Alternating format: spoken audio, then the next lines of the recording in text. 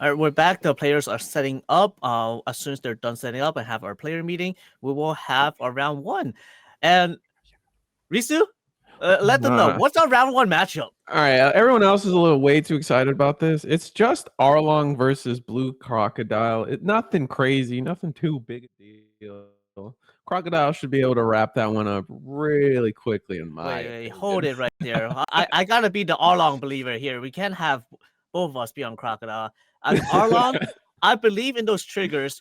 Those triggers will get there. You can get the very first check and be a cracker, and then you're gonna get all those other triggers in there. Don't manifest that, dude. That's like holy. Manifest the cracker. First check cracker. First check cracker is kind of insane. If that actually happens, that's just gross. And it'll be your fault because you said it, and Eggman in the back because both of you guys are all fish levers. I'm gonna say fish levers now. That's where we're going. We are definitely fish levers here. All right. So as soon as they have their player meeting, they will start. I don't know who's going first yet. They did set up. Yeah, I guess we don't know who going first. I didn't see them roll, but like, all right. So let's pretend you're Arlong. You want to go first or second? First. Because you want to be aggressive. So on your turn one, you don't really do much, but unless you're playing the pudding package with all the big mom cards, then you have your pudding for turn one. Otherwise, it's turn two, put 2 on swing 7 and use your effect to play a 4-cost body. There you go. Basically just like blue Doflamingo, right? You want to you value that first attack too much. Yeah, that makes sense. Yep, and you just play it from hand. So if you can play the cracker from hand, all you're doing is deterring your opponent from playing. All right, if I attack here, that cracker's doing 2 hits. If I don't attack here, nothing happens, of course. So what do? Do you actually attack or do you just wait? That makes sense. But like the reverse side of that, as Crocodile, I feel like typically you want to go, maybe I'm wrong, but typically you want to go second as Crocodile so you can hit your curve a little better. Is it enough? Let's say you're Crocodile, you win the die roll. Is it enough value to put Arlong off the first attack to make them go second and you go first to put you down? Or do you just accept they go first, I go second? That's ideal for both of us. We move on. I think going first as Crocodile is fine. It's perfectly fine because then your turn one, you don't really do much unless you're playing the 1-cost law, and then your turn two, because you're playing Arlong, the only card you're afraid of in this case would be Thunderbolt if you play your Sentomaru. And if they Thunderbolt, they're losing a card in life, and starting at 4 is already low enough as it is. Right. That makes sense, right? Because then if they Thunderbolt you, then they're at 3 life. You essentially got 2 cards for 1. Yeah, and then you just play you're already on card advantage at that point. Yeah, for the rest of the game, you're getting further and further ahead from there on. Because as you're going to like a larger Dawn count, you can now play your 3K World. You can now play your Red Rocks. You're not afraid of anybody. Anybody that comes out a trigger will just get bottom decked. Yeah, or sent to hand, right? Yep. At what point, so for me, like anytime I play Crocodile, I feel like I have a hard time like knowing when the right time is to start using my leader ability. Because I feel like a big mistake in people making this game is like, oh, I have a leader ability, I have to use it. Otherwise, it's a vanilla card and I don't do anything. So like, go ahead. Yeah, I think it's sometimes you don't even need to use the leader ability. I would even only use it if I really need to, and I need to go for a push, or there's a body I must get removed ASAP. So it's more based on like the board, not like how late in the game it is or early in the game it is. You just like, if there's a value target and it's worth getting rid of, just use it. Don't mid game, late game, early game, just get it off the board. Yes, for sure. And sometimes when you're down to like 1 life, it might even be worth. I know you're giving back like a searcher. But that 1 extra attack at late game will cost you the game at some point. That makes sense. Yeah. But they should be getting started very soon. The timer is set up. They're just having their player meeting, making sure everyone's good to go before they start, so everyone's at the same page.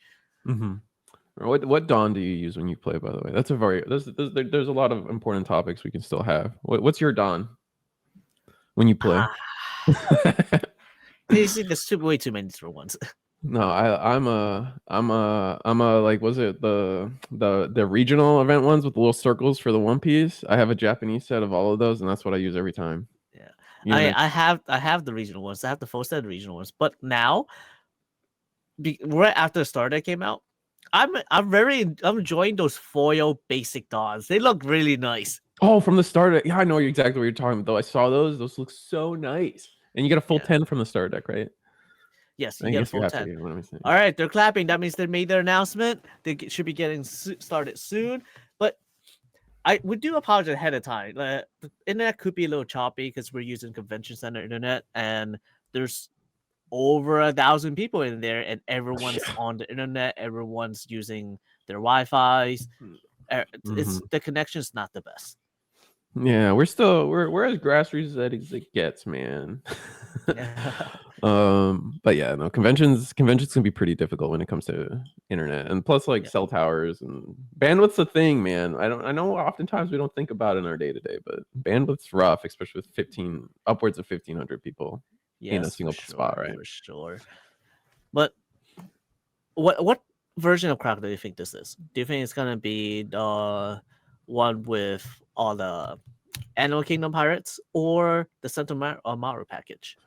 Um, I feel like the Cinnamon package is just way too good to not use. Like, I don't know. Whenever I build Crocodile, I'm always trying to like fit the Cinnamon package, find a way to get the animal pirate stuff to work. Because I really like the Sasaki that just resets your hand can be Oh pretty yeah, nice. I don't know how much of a sleeper card it is, but the Pteranodon King, I think it's the 7-drop. I love using that card. That card always feels a little better than it gets credit for, but I don't yeah. know. Just Like it could be either way. What do you think? What's your mind best crocodile build? What should this guy be playing? I personally like the Santa Maru package a lot more better than the um Animal Kingdom package. Like the Animal Kingdom package is good, Mm-hmm. but that's only for specific matchups. Like it's particularly good against Law because of OT, but I really like Law Doffy. that's I believe OT removes is it 1 or 2 costs if you remember? I think it's I think it was 2 two. costs. I Yeah, think it's it two. should It's be 2 actually costs. worth, yeah. Yeah, it's 2 costs, so it actually hits everything in Law, which is great. If you're slowing down Law to play your deck. And it Uh, bottom decks it. Doesn't send it to hand, which makes it really valuable because like a card in hand is still value for all right. in Oh, OT. and they're getting started. Crocodile is turn player. They get to start, followed by Arlong as second. So pretty much like you said, the crocodile must have won the die roll and just was like, "Hey, you want to be first? I don't want that. It's too Yeah, he valuable." probably took it away. Here we go. Going with 5K swing with 3 life. 3 down. That's probably a. Oh, there's the Sentomaru. Right on curve. Right on That's a curve. little Because busted. the only way to get rid of it is with a Thunderbolt at this point, and it's just not worth it anymore. You already took a hit, and it wasn't a trigger. If that was a Yeah. cracker trigger right there, that would have been insane. All right. Yeah, you didn't put that juju on our poor crocodile player, so that's good. All right. Immediately going into attacking for 8, going for our long effect, getting the There's cracker. there's the cracker.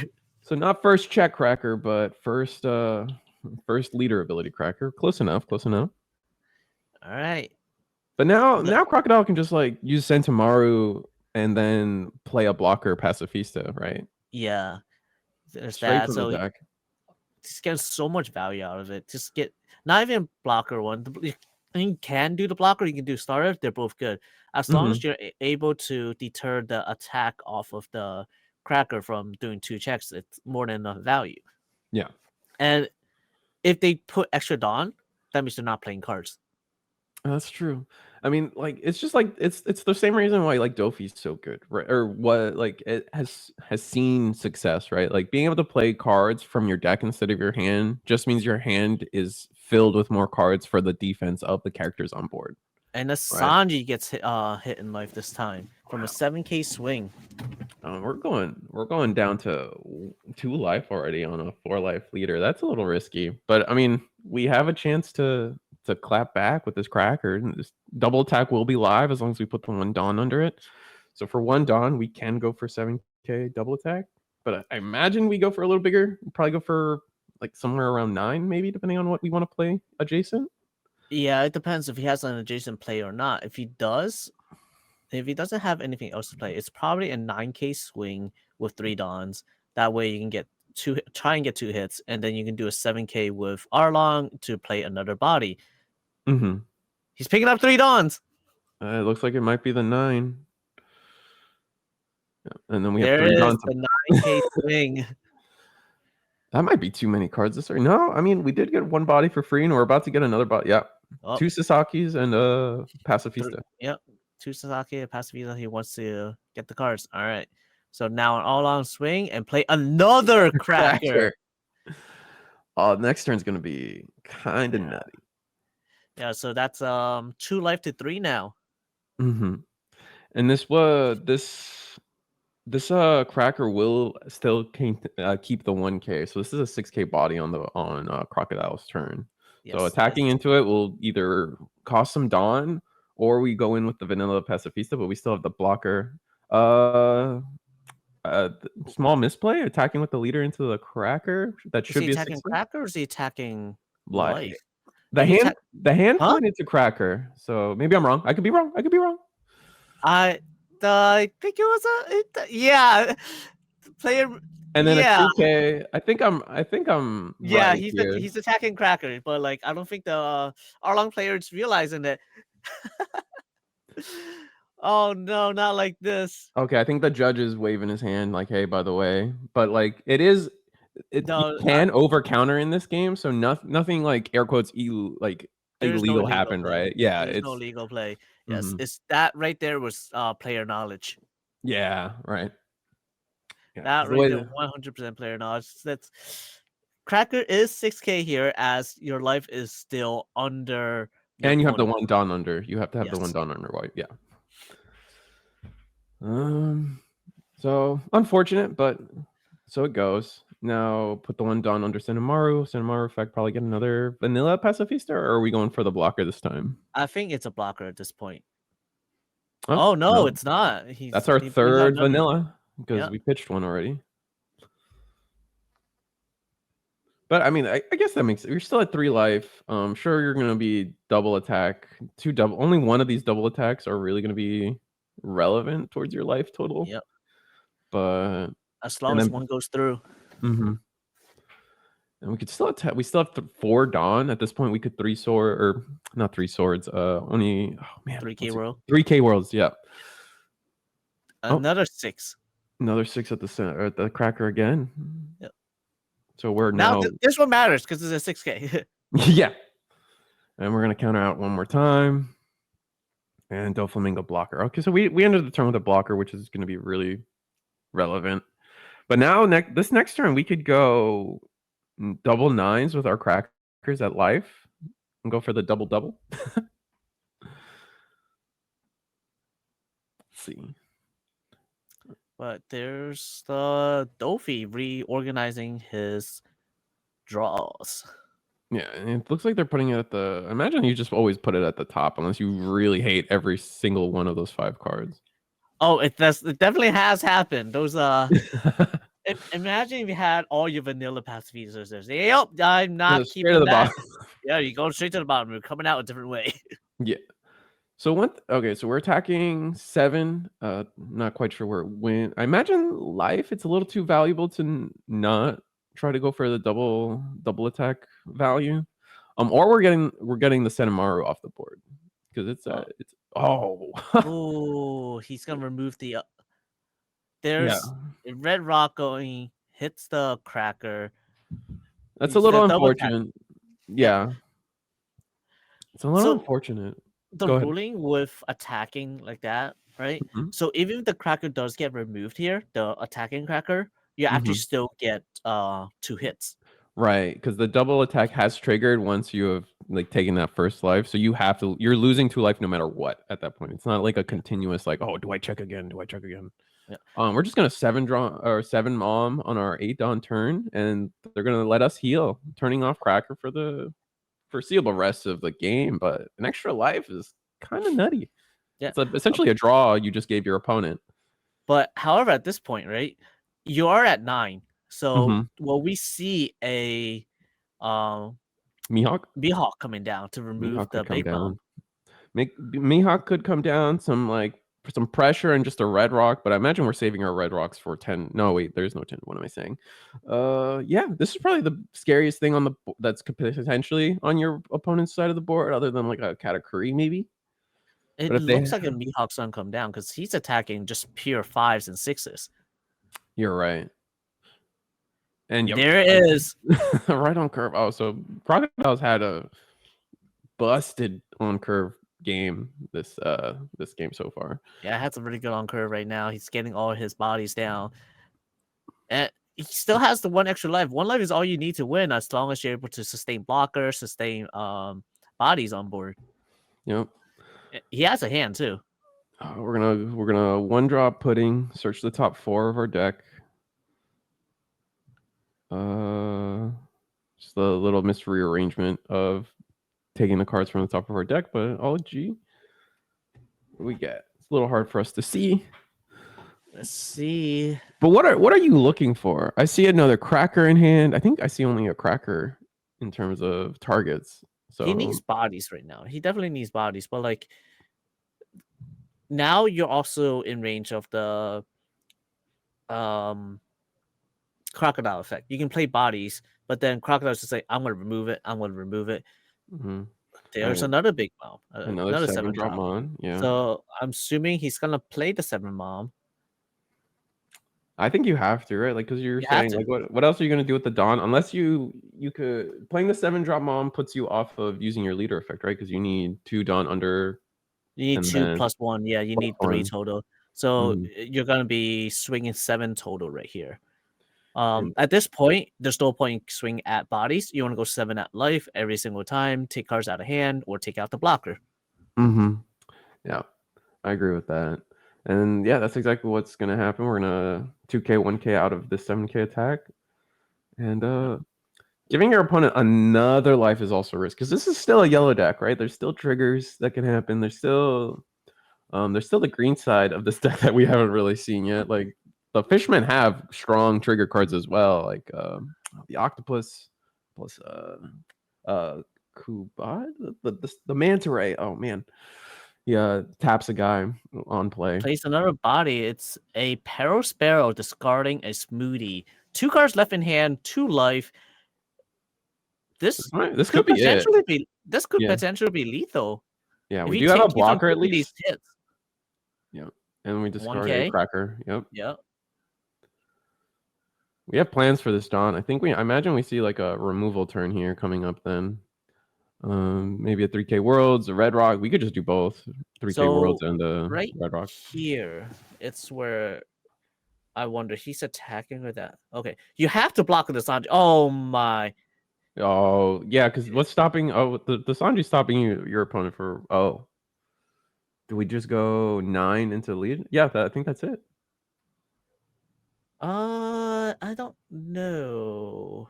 Not anymore, because I thought he was gonna. I thought I was gonna get rid of the Sanji and go for game. Yeah. Yeah, I thought he was gonna get rid of Sanji and swing 10K, but I guess not. Yeah.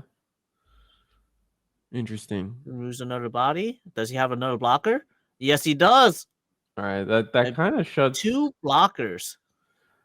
Yeah, unless unless Arlong has a way to rest some of these blockers, I think that just shuts him out of the game. Or another 7-drop mom might save him, but Crocodile's got too much advantage at this point. Yeah, I believe Croc has 3 cards in hand right there. 3 cards in hand. Math. I can't math out of this. Can you? No, not with 2 blockers on the board, unless like for some reason you're playing Rush. You could be playing Rush Katakuri, and then that might get you there. That might get you enough attacks to get around these blockers, but even then, starts with a 7K swing. We're gonna block with the Doflamingo. Give it up. Yep.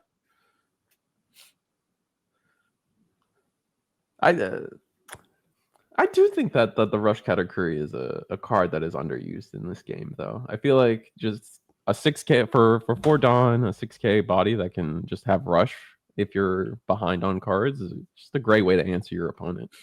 Yeah.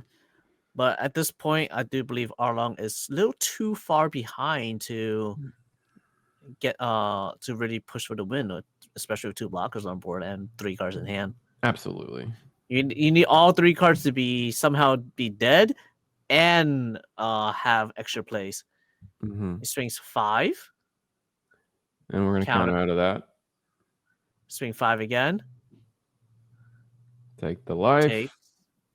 And then we play Django. Oh, Django for 1 more swing. It doesn't matter. He has Yeah, that was cool, but not quite. That was a little cool. Like, so he had to play just one body off. Yeah. I feel. All right, we have our players set up. We have Katakuri versus Kid. Now, is it Supernova Kid or is it Film Kid? Which one?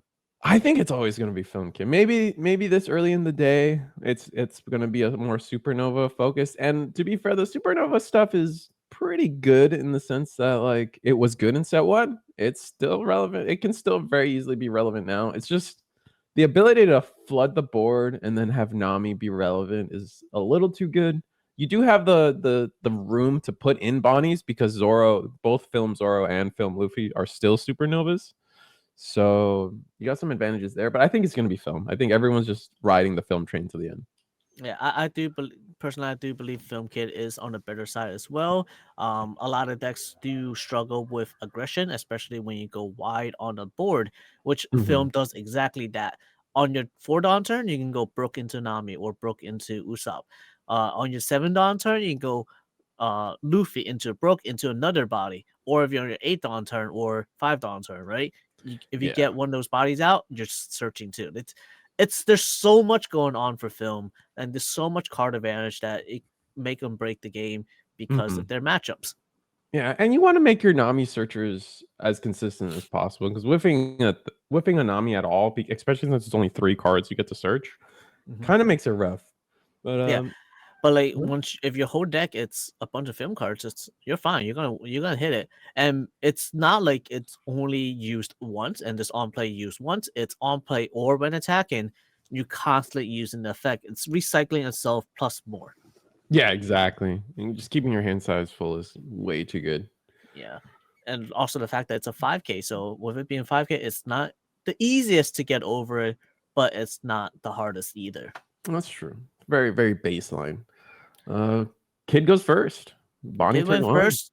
Bonnie turn 1, like you said. So now we have Katakuri playing on curve, getting the even curve. Even curve is what you want, but the same can be said for Kid. Kid wants to, I mean, like I think this might be one of those matchups that I was alluding to earlier, where Kid wants to go first, Katakuri wants to go second. You just sit down with your opponent, and you're like, that's what it is, and we both agree without even rolling the dice to determine who's going first and second. Like, yeah, but in this case, if I was playing Kid, I actually want to take away second from Katakuri. Oh, really? Okay. I will go second instead. That's by going second when you're on 4 Dawn, you get to play Nami and search. If not, you can play your Brook with a Nami and just have 2 bodies instead, and that's 2 bodies that they need to answer, which is not going to get answered right away. That's fair. I mean, I can't disagree with that logic. Oh, double Bonnie. Yeah, I was gonna say, like, proving us wrong about the Supernova versus Film stuff. We're gonna play double Bonnie and get a double hit or a hit off of each one. Yep. I didn't quite catch what the second search was, but it's looking good. It's definitely looking good here because now with double Bonnie, only 1 gets hit. It's essentially a pseudo blocker. You want to hit the bottom because you don't want them searching. Yeah, you just don't want them getting just more and more cards back to their hand. Like the first one's fine because it replaced itself, so you're not too worried. But anything after that is that's when you're in law territory of just like value engine. Yeah, and you're attacking another 5 here. So we have plans for this 5 Dawn. Yep. Is it going to be a Brook into Nami? Oh, that'd be good. That'd be really good right here. Yep. Bonnie effect. Searching some more, making sure you get the maximum value of this Bonnie. Oh, absolutely. Like, get it while you can, because especially like the Bonnie could just be KO'd through a rogue event or a rogue. We're just gonna Bonnie another body. Oh my goodness! And again. Oh no. So we're going through the whole deck at this point. And we get a beige, so we could just end turn with beige. Oh, no, No, he's we passed passed the turn. 2 up. So Okay. is this is probably a tell for a Pump Gibson, Gibson or right? something? Yeah, it But must like be. even at Gibson, they swing 5. You still have to use another card to save a Bonnie. Is that worth though? It might be, especially if you get to rest the Sanji in turn 2 as well. That's not the worst, but like at that point, do you attack with the Sanji first just to make sure you get value out of it? I think you're 100. If you're Katakuri, if I'm Katakuri, 100% attack with Sanji, especially with the 2 Dawn up. So you go swing 5, swing another 5. I mean, we're at what, 6 Dawn? Yeah, we're at 6 Dawn. It looks like we got plans for either 5 or one of them. Yeah, here we go. We attack with the Sanji. Get rid of the Bonnie. And looks like we're gonna play a 5. But looking like we're playing a Randolph this turn. If it's a 5, it's likely Randolph. Randolph is a 5/7, pretty big. Oh yeah, no. Vanilla's, I mean, Eggman says it all the time. I think everyone says it all the time. It is funny and weird how scary cards without text on them can be in this game. Yeah. Just how efficient they are and how many cards they demand out of your opponent for their Dawn efficiency. It's a little wild, which is why I was hoping Sanji would be good. But nope, didn't get there. That's a Brule, I believe, and then a Sanji. Yeah. Oh, that's a store 2K. champion Sanji right there. Mm-hmm. The 2K counter one, right? Yeah. So we're going for pressure this game. We're gonna start drawing out of our life next turn, replacing the Sanji. It's always risky to play the Sanji, I feel. Maybe against green it's not so much, especially since you've cleared the board and they haven't played any bodies. So he is now on 7 Dawn. So at 7 Dawn, you can play your Luffy now to get an extra body, or are we gonna see an extra come down to KO the Sanji? It looks like we're planning to use all 7 Dawn for sure. With this empty 5 attack into Sanji. We're gonna counter out. We're gonna over counter with a beige, meaning either our 1Ks are too valuable or we don't have 1Ks to begin with, and we're gonna KO it anyway. So we got a card for free-ish. Yep, you take a card out before you KO it. That's always the case. Because now, if he chooses not to play a card out of it, he can then play the Luffy instead. True. So you're getting, no matter what, you're getting value.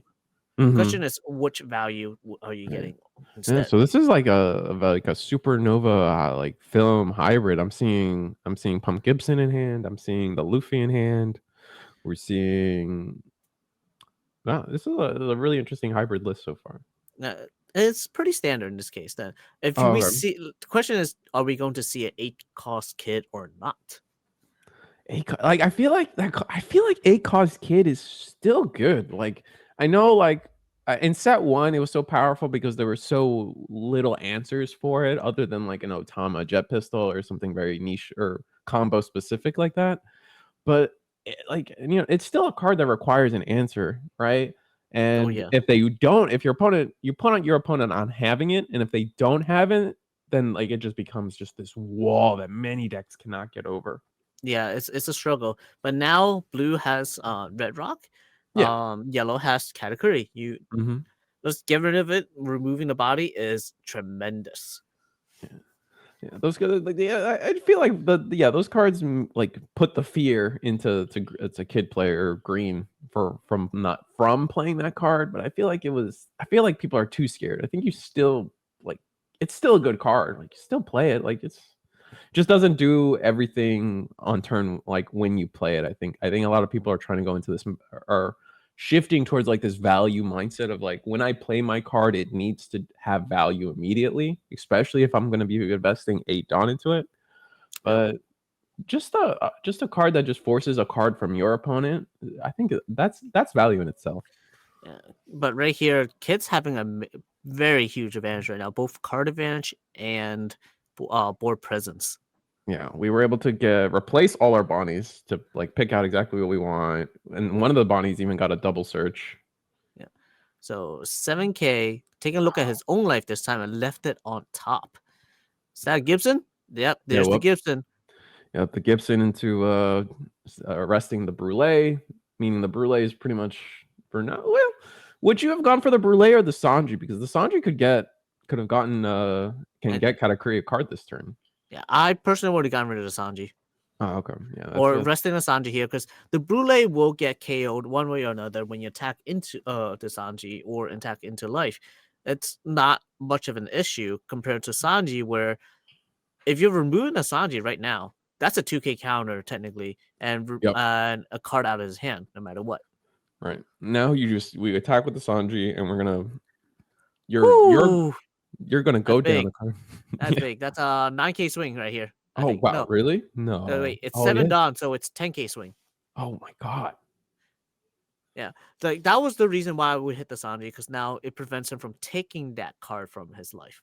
Because there's no way you would attack with a Brule unless the rest of your hand really is. I just no world where you attack with Brule. Now your opponent went up a life. We knew what life we were drawing to because we chose to take the top life. Yes. And he put 2 aside. So is that a 7-drop Luffy coming down? I imagine. We know he has it in hand. I've been able to peep it. He's got Luffy and the Brook in hand, I believe. So he might be able to just full combo Luffy. Yep, Luffy into just doing the Nami instead. Luffy and the Nami. So he left the Sanji alone. He didn't care about it. Just left it there. Oh, got the Zora off of it. And then 1 for a base to pass turn. No, full board from Kid. And we're still at 4 life. Or both players are still at 4 life. So now Sanji's actually getting a second card because he got left there.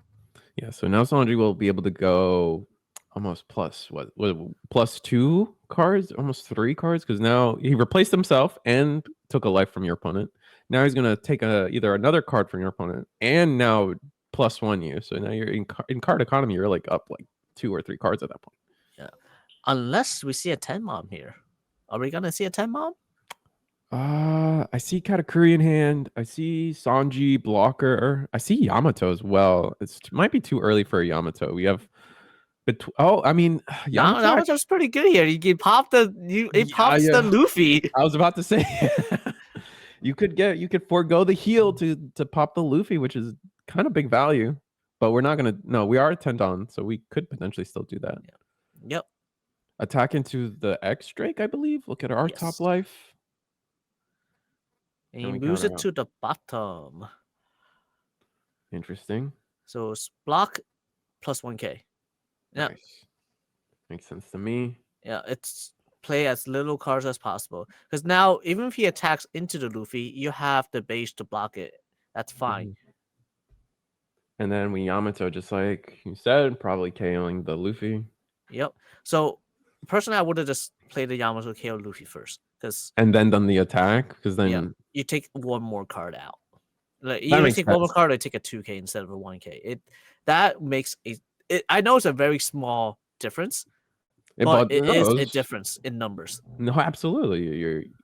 You're more efficient, and every turn where you're more efficient means you have that 1K more that you'll need at the end of the game.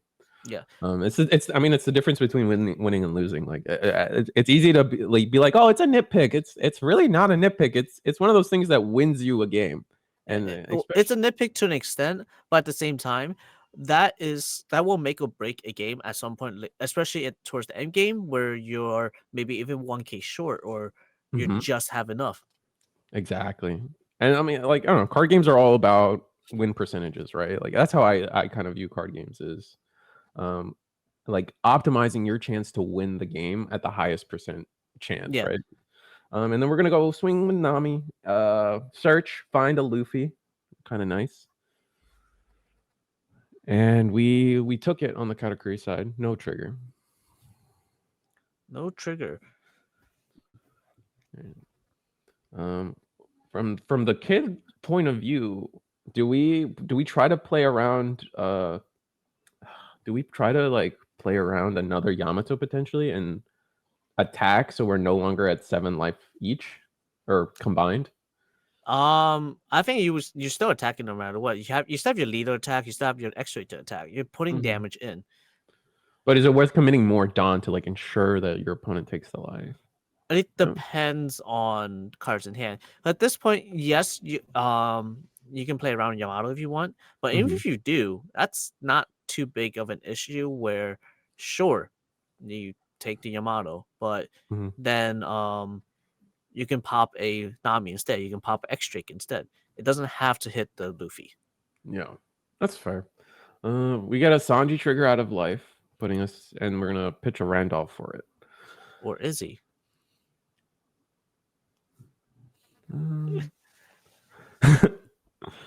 All right, and then yeah, Luffy into Zoro, clean.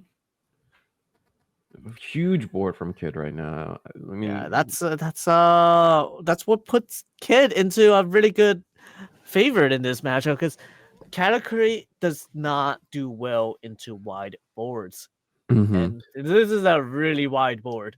Now we do have a Katakuri. I'm keeping a Katakuri in hand.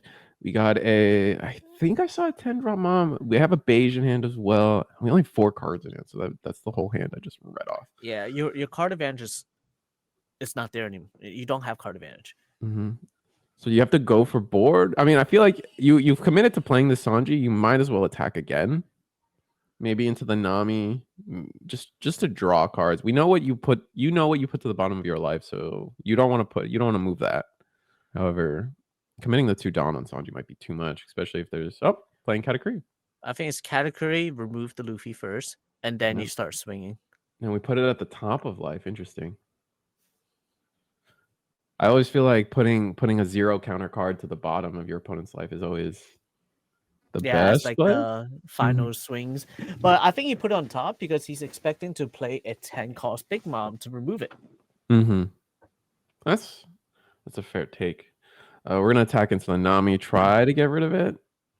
Yep. So it's just generating too much value. Yeah. If it attacks again, it'll be 2 cards the Nami is drawn. Yeah. And we go with the Sanji, 5k once again into the Nami. Now he wants the Sanji value. Take another card out of life as well. Imagine we take the top life, and then we did take the top life, and we 2k out of that. So are we going to do a 9k in now? Or is he going to do a 5k in first? I think it's the 9k goes regardless. Yeah. There's the block.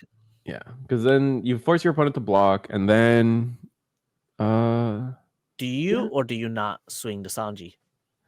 I mean, it depends. Like your opponent has around 4 or 5 cards, and them countering out for 1 card is worth because they'll get that 1 card back. So it's almost like you did nothing. If you could somehow guarantee that you would remove the Nami, then it's worth because that's essentially it blocked an attack at that point. But I don't think you're guaranteed that if you attack with the Sanji at this point. And another thing about it is, even if you attack with the Sanji, can you survive a follow-up turn after it's protected? Because now they have 5 attacks coming at you with 4 cards in hand and 2 life. That's not a lot of cards. Yeah, you like what would be stopping a Kid from going 12-12? We're at 10 Dawn. You could just go attack 0 Dawn commitment with all these cards as we see in Nami, not using the searching effect with Nami. Counter out once.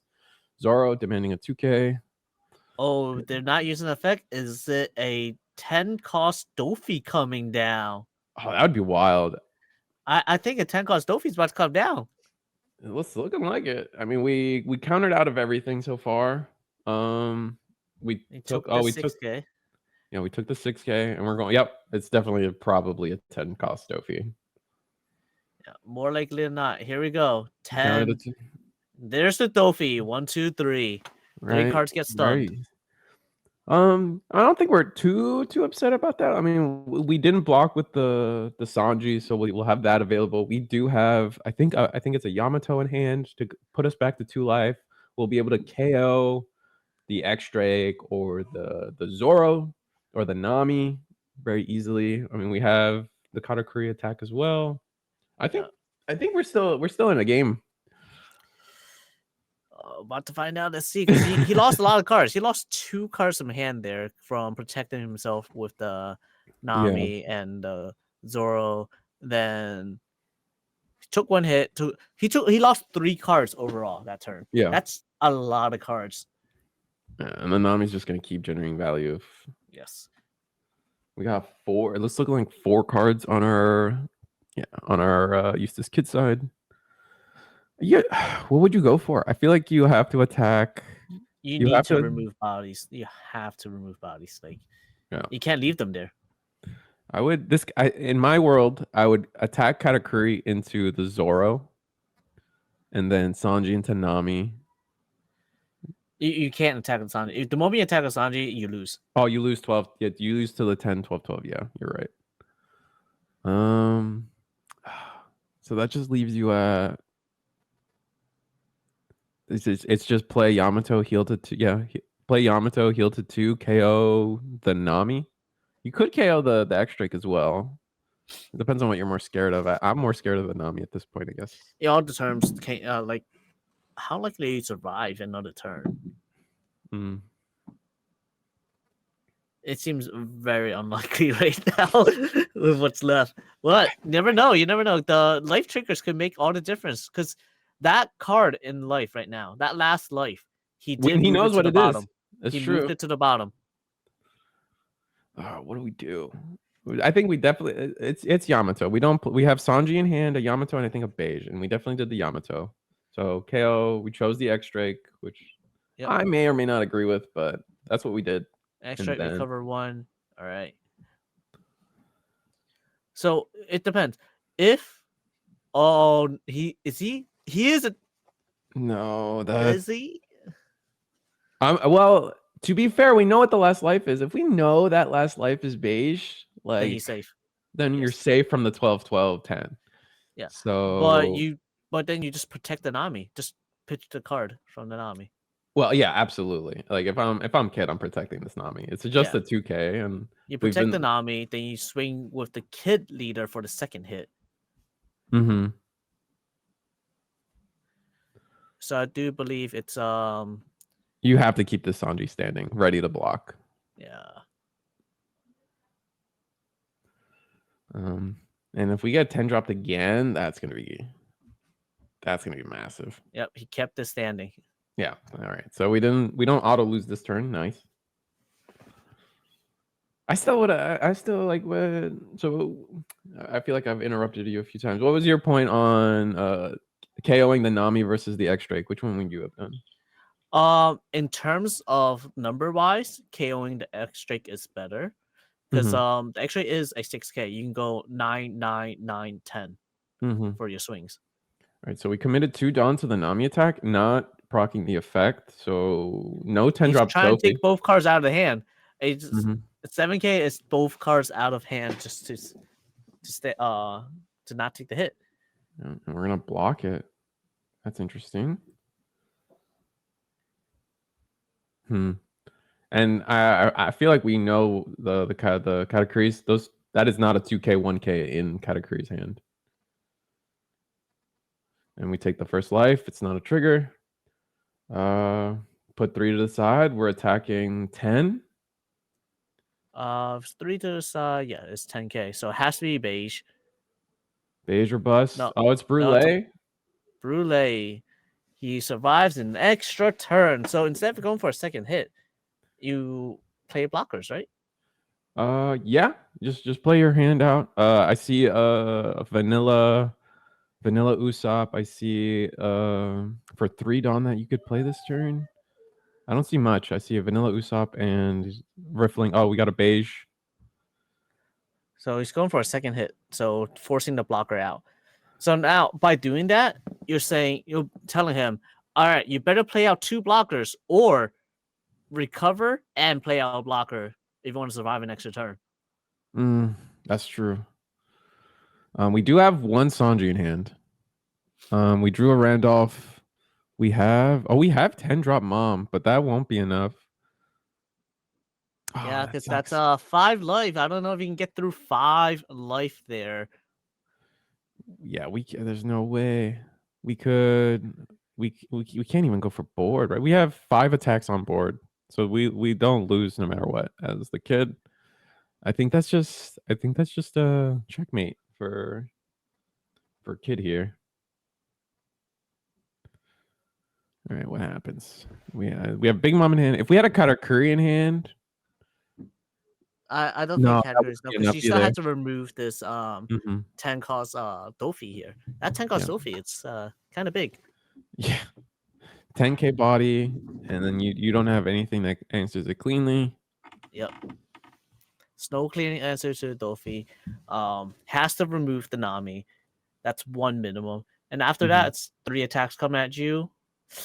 I don't know. I don't think this. I think Film got this in the bag. Yeah, I think so as well. But we'll see.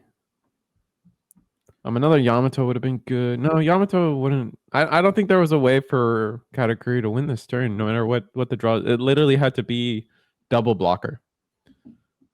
Yes. That's the only way. No, not even double blocker. Like if you play out double blocker, you start to remove both the Doffy and the Nami, and hope he doesn't have an E zone hand. Yeah.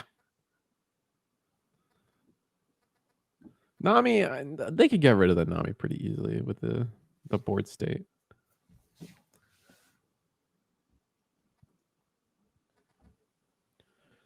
What do we do? Yeah, he's thinking about it. He's thinking about it. Oh, I was checking on ruling for Sanji, whether he can use the effect or not. But when you don't have a life, you cannot use Sanji's effect. You need to can't take draw the life to use it. Yeah, that makes sense. There will not be a recovery. Otherwise, it's too good. Oh man, that would be wild. Yeah, you have to take the life. It's part of the cost, right? It's bolded text to take the top or bottom of your life.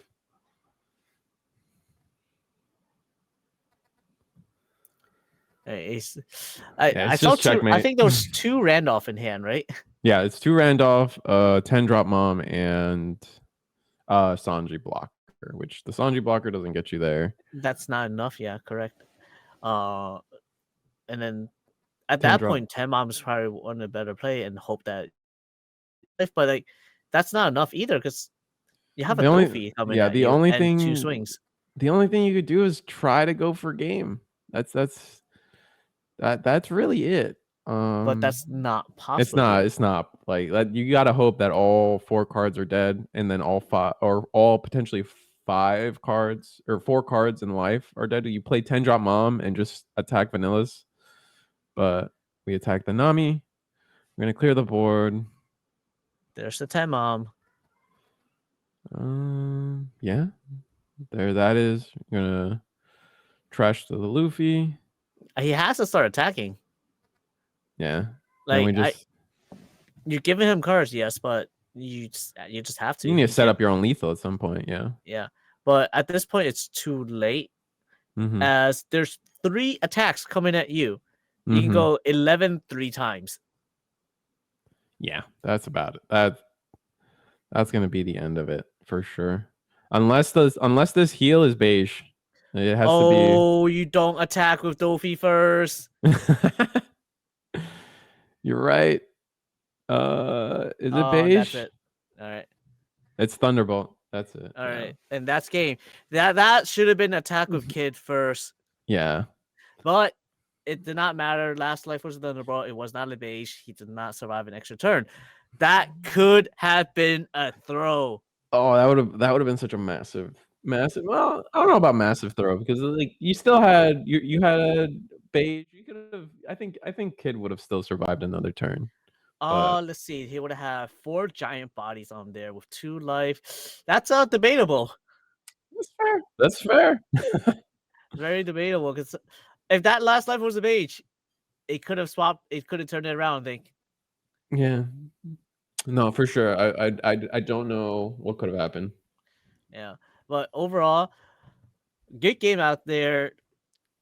Kid takes it as expected. Film Kid went way too wide. All right, it sounds like we're gonna get an interview with our winner, which would.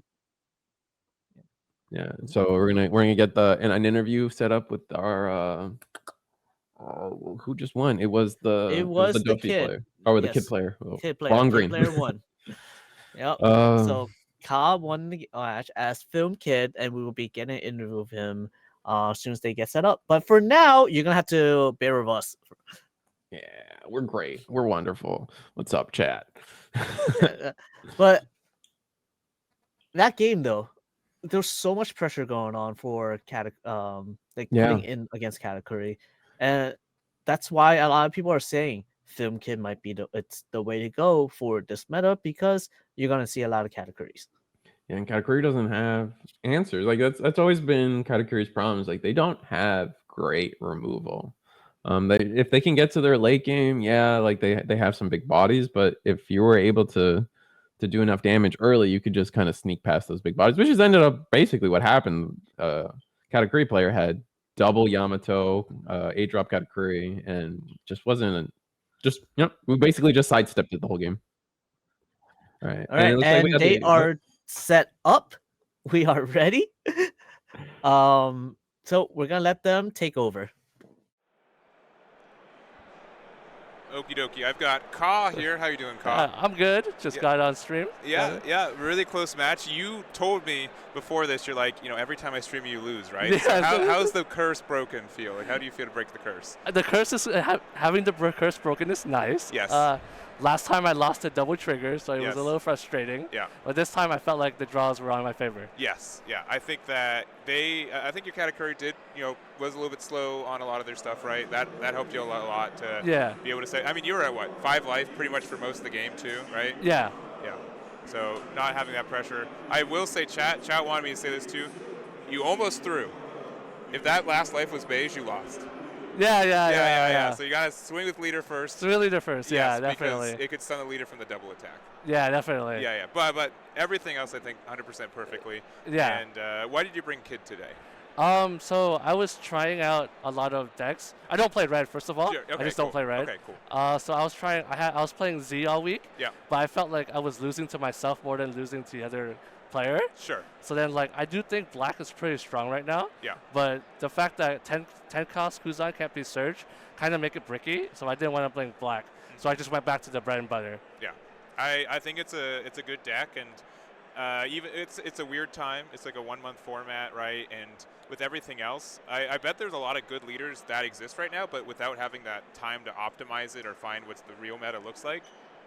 Just going back to what's been proven to work and everything, I think is a really good call. Yeah, definitely. I feel like there's a lot of leaders that are unexplored due to red, and it was still gate kept by a lot of those decks. So you should see some more interesting decks here. Yeah. Like I've seen Smoker, Nami, I've seen Kinemon. So I think it should be a nice variety we have here. Yeah, that's what I'm hoping for. So far, so good, I think, on that. And any shout-outs or anything before we close this out?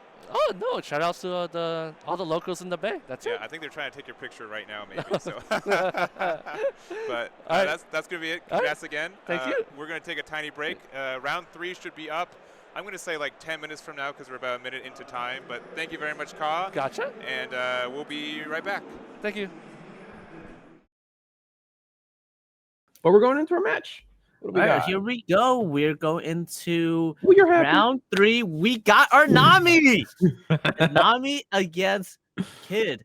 Now, it's a film kid or it's a supernova kid. I don't know, but doesn't matter because Nami's on screen. Yep, Nami's on screen. But film kid though, actually either kid in general, because you go in multiple big hits, it's very possible for you to just get through all of Nami's life before she can deck out.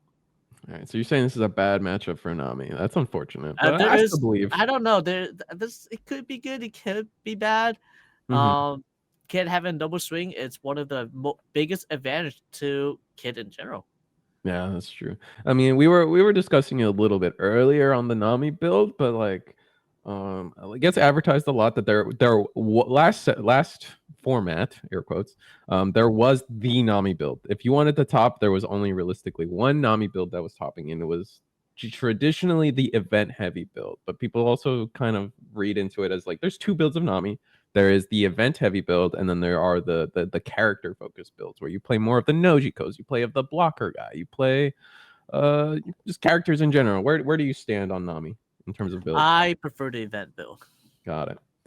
And is there a particular reason? Do you think the characters are too slow, doesn't do what you want, or what?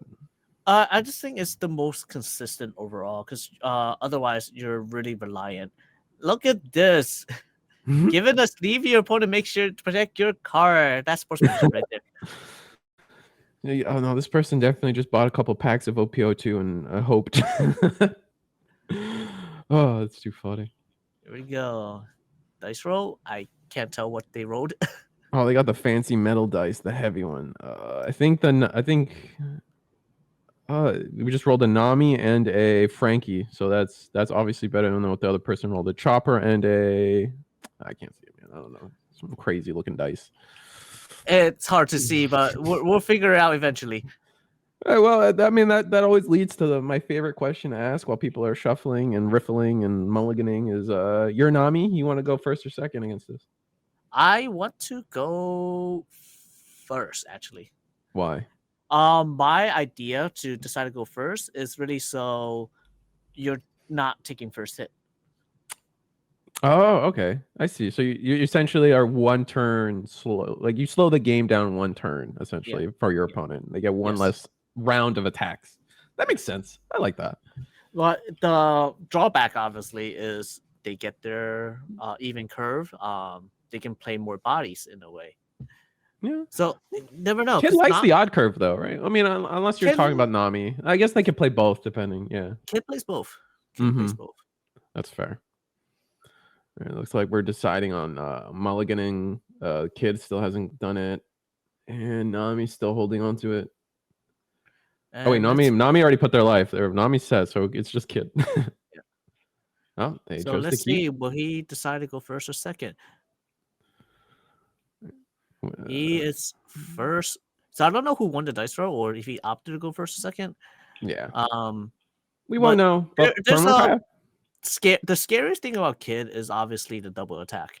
And the second scariest thing is the swarming of bodies. And to swarm the board, Brook. To swarm the board, also Luffy. So when you get to that point, the 4-dawn turn, if he has the Brook, that's huge. And then if you go to the 7-dawn or 8-dawn turn, if he has the Luffy, that's huge. I mean, traditionally, the way to beat Nami is, I remember early in the format when Nami was first introduced, a lot of people were like, oh, I hate this deck. It's solitaire, blah, blah, blah. And it really came to, at the end of the day, not to hate, but it came down to people not really knowing how to beat Nami yet. And nowadays, there are two mentalities on how to beat Nami, and it's just attack for 5 as much as you can and treat every card like a 1K counter and move on with your life. Or, go for like something a little bigger, like 9, just to get over like the level up beams or something like this. But is there a world where a Kid just starts using the leader ability early and just attacking twice every turn they can? Or is that too much gone? There is a role like that for sure. There's the 5K swing by Desert Spada to set that top cards. So we're gonna look at the top. Gonna leave on top. We're just gonna put it on the bottom. Looks like we're looking and we see a Kaya. I imagine we leave this at top with a Kaya. Not necessarily, because he's gonna be slowing down because all he has is the Kaya though. That's fair, and we did bounce the Kaya, so we were pretty efficient. I mean, double Kaya is still good. I think you want a world where you played every single Kaya from your deck, right? That's also true, yeah. Let's see. But he did leave 4-dawn up, so that's probably Brook coming down. He left it on top. Yeah, I think it looks like I caught it's a Nami. Yeah. So no Brook. Just a Nami. Nami on curve, and we get Nami on effect curve, I should say. Yeah. So we get to look at the top 3. Looks like we whiffed though. Oh, that hurts. It's okay. Yeah. You're never getting attacked anyway. That's fine. Now you're on 5. Here comes the Zeph. There's the Zeph. Bounce the Nami. And Bill 2. This is the I with all the hype that Blue was getting this set, like I really wanted to see more experimentation with like not so much character focused Namis, but Namis that like played Zeph into Soga King, into Mihawk, into 10-drop Kaido, to just like, you play something, I answer it. You play something, I answer it. And then I'll just mill for the rest of the game and extend my life by giving you no attacks. And I will mill out. Sure, I will mill out slower, but you will attack me slower. Hence, I will still mill out and win. There's a 5K attack with a effect with a Kaya being dropped. So he doesn't want the Kaya anymore. He didn't need it. Yeah, I guess so. But he's putting himself into Zeph attack range. But no blocker. Yeah, no blocker. What stops Nami from just putting all 7 Dawn under. I mean, we did leave up 2 Dawn. I would leave. I would not be swinging that many. Oh, really? I would. You have no follow-ups. There's no follow-up. You want to Fair. make sure you want to be able to use your events too. That's fair. So how much Dawn is the right amount, right, for this attack? Depending on the hand, I would say 5, leave 2 up, so you can swing 11. Because 11, it's your 6K over, forcing both an event 2K plus a 1K to get out of it. So either they let the attack through, or they take 3 cards, which sounds right to me. And we know 1 card's a Luffy, so 1 card's not a counter anyway. Correct. We do. No, we're doing my play. Wow. He went 13. He's like, I'm getting through. This attack's going through. I after talking to you about it, I kind of agree on your logic. Like 11 is enough, would have been enough, I think, to get it, but we really just want to mill the 7. I mean, 1 Zeph hit is 7 cards, and that's a lot to give up. All right, we're gonna counter out. But that's if it hits. Oh, we're countering out though. And then, but he needs another 2K and a 1K. I mean, yeah, so this play gets 1 more card out of the hand. 1K. He needs 1 more card. Oh, this is so many cards. What was that last card? Oh, it was the Bonnie. It was the 2 Bonnie. extras and a Bonnie. Leave himself with 3 cards in hand. So I don't know about you, but I say worth at that. No? I mean, so here's the thing. He has to be able to have another Zeph coming down, because otherwise this Zeph is gone. There's no way this Zeph is surviving. Right. Yeah, I kind of agree. Like if I was Kid, I would definitely find a world where if I have to, I double attack into the Zeph. Right. Nami 6 into Zeph. I think that's right. I think we still have a Kaya. We either still have a Kaya. It's only a 1K from our opponent. We did tap out for this though, so we don't have any. That's why I did not like tapping out. There it goes. And we give it up. Okay. I mean, it got 4 cards because they didn't have the extra 2K. Yeah. No, it actually took 5 cards out. It took 5 cards because they did not have the extra 2K. You're correct. I still say worth to that. It's questionable. Yeah, fair. 5K swing, because he knows that you didn't counter the Zeph. He can just swing 5 and play other bodies. Yeah, that's true. And we're gonna. He discard to restand. 6K swing now. And we are defending our life though. I guess we let the Zeph go just because. I imagine we let double swing coming in. Yeah, we were just like we don't have enough to fully defend it anyway, but. I still feel like I would have defended the Zeph just because it's a 6K body, right? So now you're making your opponent's life a little harder. But there's the peel off, draw 2. Yep. I believe he's at 9 Dawn, so he can still play a Zeph to bounce the Nami. Yep. Which would be huge or perfect. I mean, there's a couple other cards that do it too, right? Sogi King gets you there. Just doesn't have the 7 million. That's amazing. Peel off, back-to-back peel off. That's nice. We leave with 3 Dons up. That's pretty good. Yeah, and we just pass turn. Whatever. We still have 4 life. We're chilling. We have 2 Brickfists in hand. We have a Love Beam in hand. I'm seeing a Buggy. Oh, we're gonna Brickfist the Nami. All right. Oh. Good enough. Leave 1 Dawn up for rubber bands and Gavel. I think Gavel's also a 1 cost. Or am I wrong? I might be wrong. If I'm not wrong, there should be 28 cards left in the deck. Somebody plays Nami. Oh, you were counting. He was counting his hand. 28 cards in the line. I was counting. Yes. Because he used Kai's effect once. Mm-hmm. He obviously all the draw for turns. He used Zeph's effect once to know 2 more. And then there were the auto draw for turns and double peel off. Yeah. So those are all effects used that either mills a card or draws a card. And we are attacking. We attacked. This is a restand attack already. So we're doing kind of what I was saying, where we're just he's doing double 5 here, and then he's gonna play the Luffy to play multiple bodies because he has 7 dons up. Yep. And we took the life. Taking a 5, it's kind of sus. Yeah, I mean, we need to play something eventually. We're hoping for triggers. I mean, there's a lot of triggers in Nami, so or just hoping to draw some counter too. All right.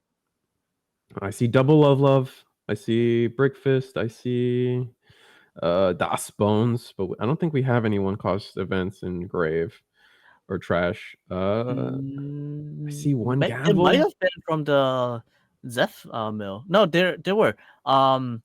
There's a spot in there for sure. That's, wait, there's at least one desert spot. You're right. There's the Kaya. Right. 2. Discard 2. Don't worry, I'm keeping track of the deck count. Oh, you're a service to your kind. Your Nami players. The deck count matters a lot in this. This no, will tell us whether there's an out or not. So I see Gavel, I see Brickfist, I see. He definitely needs to see a Zeph at some point. Yeah, it looks like, and the hand is just all events, like other than the one Das Bones. I imagine it might be just a good time to play Das Bones this turn. Oh, we're gonna pitch a Gavel and an All Stars, which that's the whole reason they're in the deck in the first place. Yep, definitely. 3, 4, 5, 6, 7, 8, 14, 15, 16, 17, 18, 19, 20, 21, 22, 23, 24. Looks like you're like right on the money. I thought it was 25. I could be wrong. We're 1 off. It doesn't matter. Close enough. I don't know. That 1 is all it takes.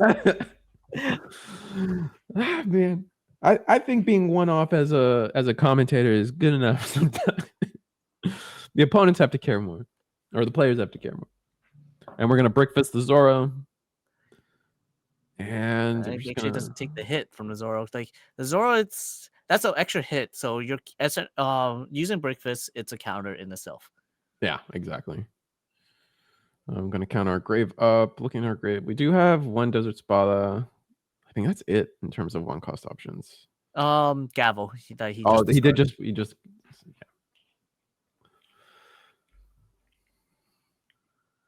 We got, what was it, 7 Dawn left, and we want to probably leave up like 4 Dawn on the defense. Definitely want to leave a good number of them out because he definitely don't want to take multiple hits here. Because from here on out, that kid can do multiple swings. He can do 9, 10, 10. Yeah. Continue to do 9 with the Luffy and then 10 on kid twice. So we pass turn with 7 done up, play the Nami on the kid turn, and do the search, get our Brook. So 7 down left. 7 down remaining. We know Zoro in hand, and we know a Brook in hand. Oh, 6 down left. I'm sorry. 4 for the Nami, yeah. Yeah.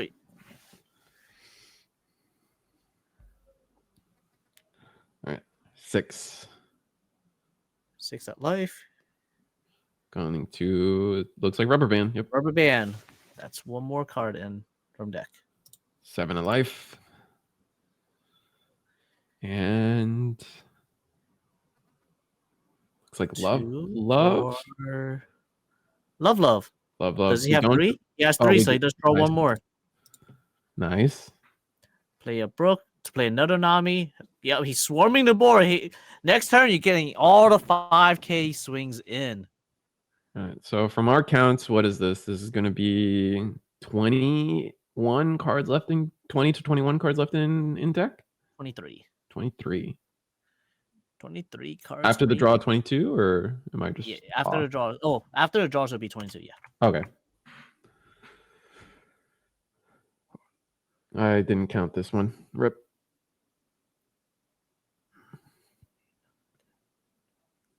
Three cards in life. We saw 2 peel-offs. Yep, we 22 cards. I can't. All right. Man, If only that Zeph hit. It's looking like you were right. The Zeph not hitting kind of has led to the scenario where like we should have left 2 Dawn up to defend it. Yep, you're supposed to leaving Dawn up to defend the Zeph is probably would have changed the game, right? Yes. Because then the next turn you do the same thing and then leave Dawn up. They cannot answer it. Yep. So the first swing is pretty much to take the cards out. Second swing is there's no response. Yeah. Because at that point, it's too many cards. Yes. I feel that. All right. I see it. And we're going Nami into, I think, the Luffy. Yep. We give it up? Yep. Okay. Making sure there's enough. Because we know there's a Zoro in hand and a Luffy in hand. So making it so it's not possible to defend it. And we're going to pass turn with 8 Dawn up. Our hand is just... I believe that is 5. Oh, did we use 5 Dawn on the Nami? Yes. Oh, that's why the Luffy. I thought we attacked 7. Okay. No, it should be 10 because with 3 cards in hand, we knew 2 of them. At that point, it makes it impossible. Yeah, got it. And then attack Nami. Both Namis are attacking, and we didn't use the effect. So we're just going 5s. You have plans for all 10 of our Dawn. All right, we got 3 Dawnish left. 4 Dawns remaining. Oh, 4. We do have Love. We have the Impel down, Deathwink in hand, and a Gavel. Is that 2 Love? Or is that Gavel? I think it's a Gavel. I think he should Gavel here. You think Gavel is the play? Okay. I think Gavel is the play and just draw 2 off the... Oh, draw 2 off the Deathwink? Yeah, later on. That makes sense. Kind of feels bad though, right? Because like it does. Because we know he's coming in at a 12-12. The instinct is to love, which he does do. That would have been my instinct. Like I want to get the love. I want to get the easy draw, and then I can Gavel the next attack. Yep, 5. Rubber. We drew into a rubber band, so nice. Mill the top. He does another 5K. Oh, he's doing 5 twice and then playing the Luffy then instead. That's got to be it, yeah. And we have to take this. Is it a trigger? And now I'm seeing your route because, well, it's hard because we did draw the gum or the rubber band. So your play, like the play ended up working out, but now we're gonna have too many cards for Deathwink, which is sad. Oh, this is a real trigger that we're mulling over.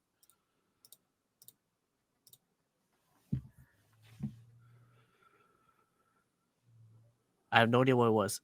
I could not tell. We just took it to hand. We didn't do anything with it. I didn't quite catch it either. Luffy. I think it was another Deathwink. It might have been another Death. We're gonna. How much Dawn? You just bait me with 10 Dawn under Nami. And then we did end our turn, like you said, with the Luffy Zoro combo. So next turn, and we gotta get something off the board. So he's swinging 7 at a body. And there's too many cards in deck. There's still 19 cards in deck. Well, I mean, no. After draw for turn, there is 18 cards in deck. All right. Yeah. Really needed the Zeph. And we haven't seen another Zeph, which is also kind of nutty. Like being able to like hear this turn, we play a Zeph, bounce a Nami, just get the attack off the board. It looks like we're going 9 into the Nami. 9 would guarantee it because he can't block and counter. Right. I think 8 might have been enough. Yeah, I was kind of questioning it because like he had a chopper. I remember last card was a chopper. Oh, so yes, it had to be 9. Had to be 9. You're right. So 9K swing. 9K. So I see Deathwink. I think a Gavel is left in hand, and I think it's double Deathwink in hand. Pretty sure there's 2 Deathwinks. Yeah. But I don't know if he can take this. Oh, we Deathwink without getting the draw. That's unfortunate. Yeah. I think your play sets it up so we get full value out of both Deathwinks in terms of draws. There's another 9K. Yep. No trigger, unfortunate. Really hoping for triggers at the end here. Going 9K again. Send it back, another 9K. I think we just lose, right? Because there's way too many cards left in deck to get out of this right now. Yeah. And no trigger again, so now it's just a 6. And I think we go 6 again with the Brook, or we attack Nami and get our trigger going. Oh, it's a Zeph in hand, and we discard a Kaya to 2K, 6 again. We have to event out of this. Yep. And we have two. I think we have too many cards for Love. We might have just enough for Love. Counting like 4 cards in hand. And then we Deathwink. And then we 1K out of that. And I think you're right. We're just too many cards in deck. There's still 17 cards in deck. That's way too many for a follow-up turn. You have to remove. You can't remove multiple bodies because there's a K coming at you with 12K twice. Yeah. All right. 7, 8, 9, 10, 11, 12, 13, 14, 15, 16. It looks like 17 cards in deck. Yep. At least that's what I counted. Yep. I mean, maybe there's a world where Kaya draws get you there, but it's just too much, I think. I'm gonna attack at Nami. 5, 1K out or 2K out. 2. We brick fist Kaya. Draw 2. 15 cards left in deck. Another Kaya. Discard another Kaya. Was it 13 cards left in deck? This is tough. I don't think we get there. We drew into a buggy. We're gonna search buggy. Top 5, 4 impel down. Maybe we get lucky and see it. Even then, it's not. We see. Oh, he got an all-star. That's unfortunate, but it is a card out of deck. But 12 cards left. 1 card in hand. That is game. Yeah, I think that's just a little too much. Yep.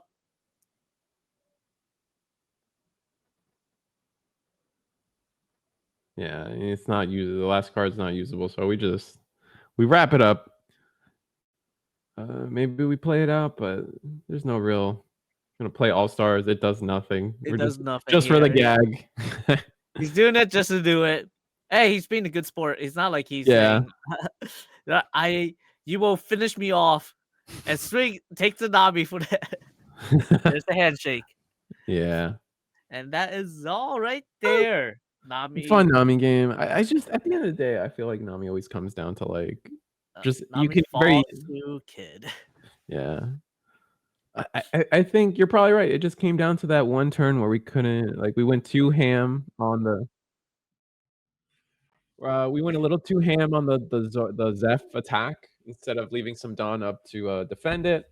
Yeah. And ended up not working out in but the thing is, we don't know the exact cards in his hand because if we're gonna pick this card, a card to defend at some point, the Zeph needed to stay in hand. I mean not stay in hand, but the Zeph needed to leave extra Dawns remaining. So if they go a 7K swing, you can discard a card to protect it. If you go for 8K swing, you can potentially love to protect it. Something you just need to protect the Zeph one way or another because we know, like. You can tell there is going to be a Gibson coming down. And if he doesn't use the Gibson that turn because you didn't swing as high enough, he has to leave 2 Dawns remaining just so he can use it the following turn. So you're saying so what would have been are you still on the boat of like you should have attacked the 11 or should you? It would either be 9 or 11 at most. But 13 was definitely not the right call. Got it. Okay. So we're going to set up an interview with the winner here soon. So we're just going to fill the air a little bit, but go ahead. Finish your Yeah, no problem. No, however, that also depends on what's in your hand. Like, if the cards are in your hand, it's Gavel. You can't use it to defend Zeph because Gavel only works on leaders. You would have to be either Rubber Band, it would have to be Desert Spada, or Love. But we have our interviewer set up, and take it to. All right, we're here with Aandroidd, who just won that matchup. And were you guys teammates? Is that correct? Yeah, we're friends from our locals. Okay, cool. Warren's a really good player. He got second with Whitebeard last week, yes, last round off. Yeah. And basically, he just wanted to have fun today, so he just ran Nami. Yeah. He's like, maybe I'll do 0-2 early and drop, but he's 2-1 2-0 right now. Yeah, so right he's doing good. Yeah. Just words of encouragement from a passing Warren. Oh, he's taking his stuff. No.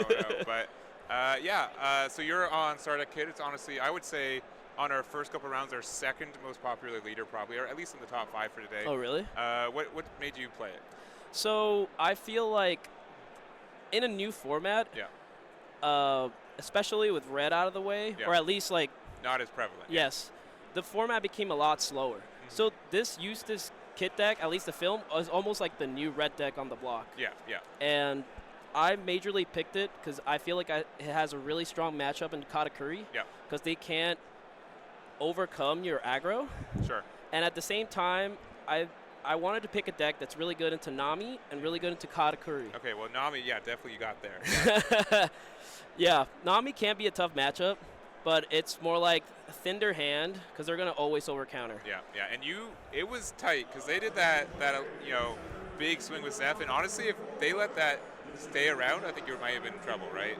What was that? I didn't hear you. If they had another turn with another Zeph swing, they probably went through with it, right? Yes, yeah. Absolutely. Because I used almost all my counter in my hand. Yeah. I'm glad I could at least block that one because if he tapped out, that Sevs is not going to last. Yes. For the next turn. So I was glad I could get that out of the way and just calmly keep going wide, even though he was bouncing my stuff. And yeah, we got there. Cool. Well. Really appreciate you giving me a minute for this. I know it's going to be, we're almost halfway through the day. You're 3-0, so that's really impressive. Yep. And just big congrats to you too. So awesome. We're going to take a tiny break. Round number 4 is going to be on us on the other side. If you guys don't know too, we're doing 8 rounds today, and then we're doing the rest of the other 2 or 3 rounds, depending on how the split is tomorrow. So almost halfway through today. We're going to take that break, and we'll be right back. Hey, we called it. It is a green. It's Law also. Law against started deck Big Mom. Big Mom. And these are undefeated, right? So, I mean, you guys are right. Like, I was hating on it earlier. Air quotes hating on it earlier, but here it is. Ready to go. We call it about the Big Mom. But here's the thing, though. This matchup where Law, it's all about pressuring and Big Mom needing to just stave off that early game pressure and make it to late game. Because Yellow has a really strong late game. Yeah. Can we get to that point where he can make it to the late game? Or wait, will he go down to 3 life and start stacking that life with Thunderbolt after Thunderbolt after Thunderbolt? That's what I was gonna say. Like if you find yourself in a position as Big Mom and you're able to get enough Thunderbolts into life, that just might just take the cake, because being able to Thunderbolt for free on a blocker Law is just way too valuable. And it looks like Law's going first. Gonna play just turn 1 beige. Easy peasy. Yeah, we're starting with beige. But depending, Yellow does have good answers for these low cost cards, right? Was there Aandroidd is still a great card to try to answer some of these rogue beiges at certain points in the game. We're gonna pass turn 1 on the Big Mom side and play Brook. Attack for 7, it looks like. Is that a chopper? That is a chopper. So he's still playing with the Straw Hat package without Nami. Oh, interesting. And without Dodon too, right? Because Nami into Dodon into chopper. But I was gonna ask, what potentially do you think they filled the deck up with?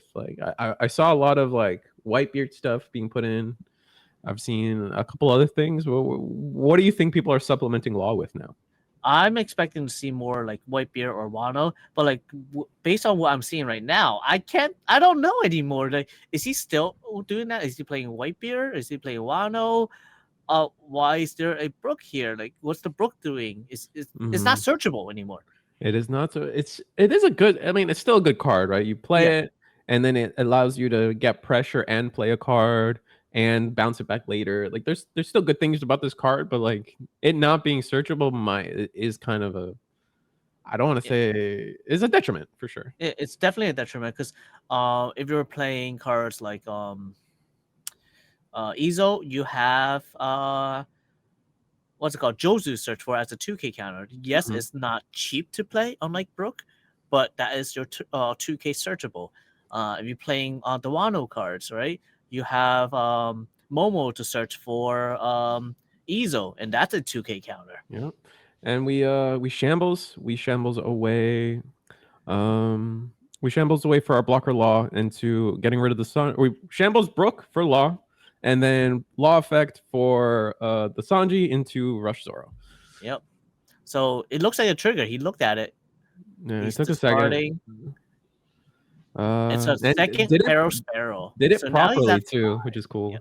I feel like a lot of people like show that they're gonna summon the Sparrow or something first and then discard, but I feel like the proper state of being is you look at it, discard first, then show the character you're playing, because you don't want to. I feel like you don't want to like show the character and then like cripple yourself into having to discard at that point. So 5 in the lead, and then 5 in the Zoro, then 5 in the lead. Another 5. This one he'll block with the Law.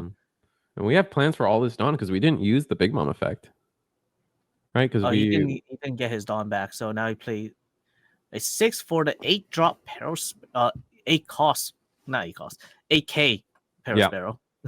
Very. it's a 6 drop. yeah. But do you want to be like, so as Big Mom? Would you personally would rather play on curve here, or would you actually have tried to go for the Big Mom effect here? Play on curve. You need to curve? play on curve. You need to aggro it. You need to be able to get bodies on board, because you're not going to be able to answer these back-to-back Laws at this point. The Bonnie has already been established. You're not killing that Bonnie. At this point, you're not killing. The Bonnie will always be back in hand. And with the triple blocker setup, even if they leave it on the board, you're chewing up different cards anyway. Yes. Interesting. All right, so Law, we haven't played anything. I think we passed on we tapped. He used the Bonnie effect, finds another blocker Law, but that's all he needs. Like at this point, he's just recycling the Bonnie effects one after another after another. Yep, we're gonna tap 3 for Rush Zoro. Where we go from here? We have 3 Dawn available. We can shambles. And he does have the blocker Law, so that Zoro is going in for 2 swings here. Oh yeah, because we'll probably shambles the Zoro away and then play the blocker Law, get rid of the Bonnie. Is it another trigger? So first trigger, Brule. Second trigger, Peril Sparrow. Third trigger, Beige. Oh man, I don't know if it was worth. I don't know if it was worth Beijing here though. Yeah, but like using it there, it's the equivalent of discarding it for a leader attack anyway. So at that point, I guess that's true. It's the same thing. It's pretty close. Yeah. Put 1 under blocker Law and then attack for 7. Okay. Takes the 7. It's down to 1 life, and he's only going to 8. Oh, this is rough. That's a lot of that. That's one way to put it. And like, we're only going to 8, so like we can Katakuri, 8-drop Katakuri our Paraspero to heal 1, or we could, that might. He could 8-drop to remove one of the Laws as well. That's true. No, and no Big Mom effect once again. So we're just not playing with leader ability this time. We're going to 2K out again, and then we're going to again 5K counter out. Luffy's at 2 cards in hand. Yeah, I was going to say Law's now at 2 cards in hand. We can see it's a Rush Luffy and it's the Bonnie. It's Bonnie. Yeah. We still have our big AK swing that AK swing is probably taking one of the weenie blockers. Yeah, probably. But I mean, we still got 3 cards in the hand. I mean, we can attack. I might as well. Interesting. Yeah, that seems a little really awkward. That seems incorrect. Just because the AK should have been enough to get a weenie blocker answer anyway.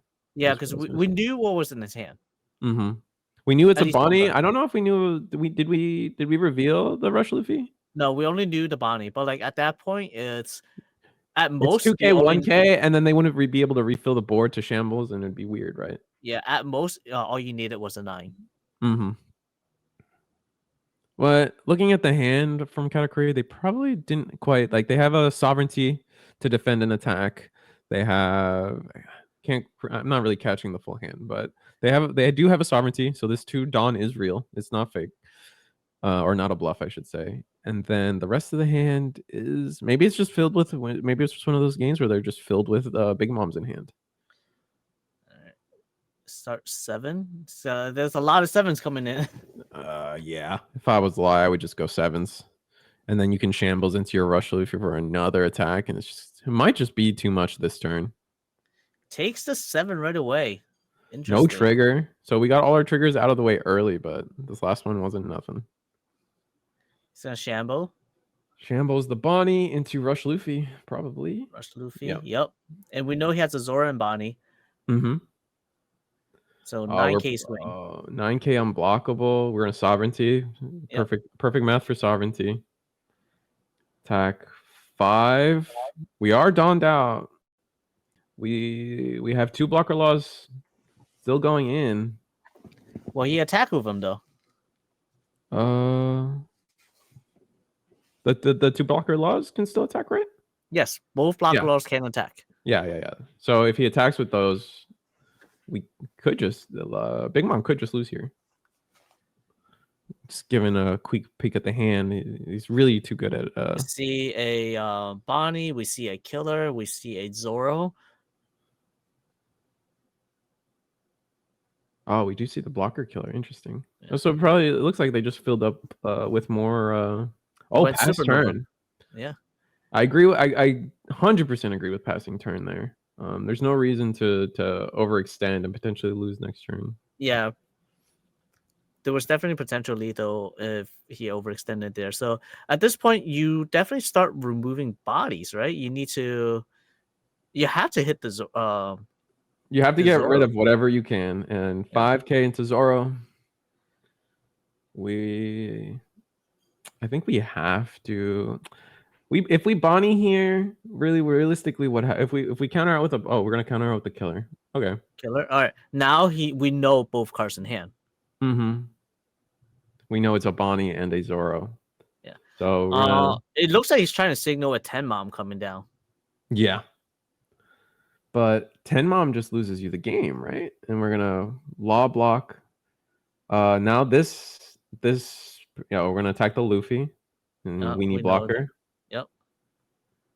So we only got 1 body off of the board with all 4 of these attacks. That's rough. Yeah.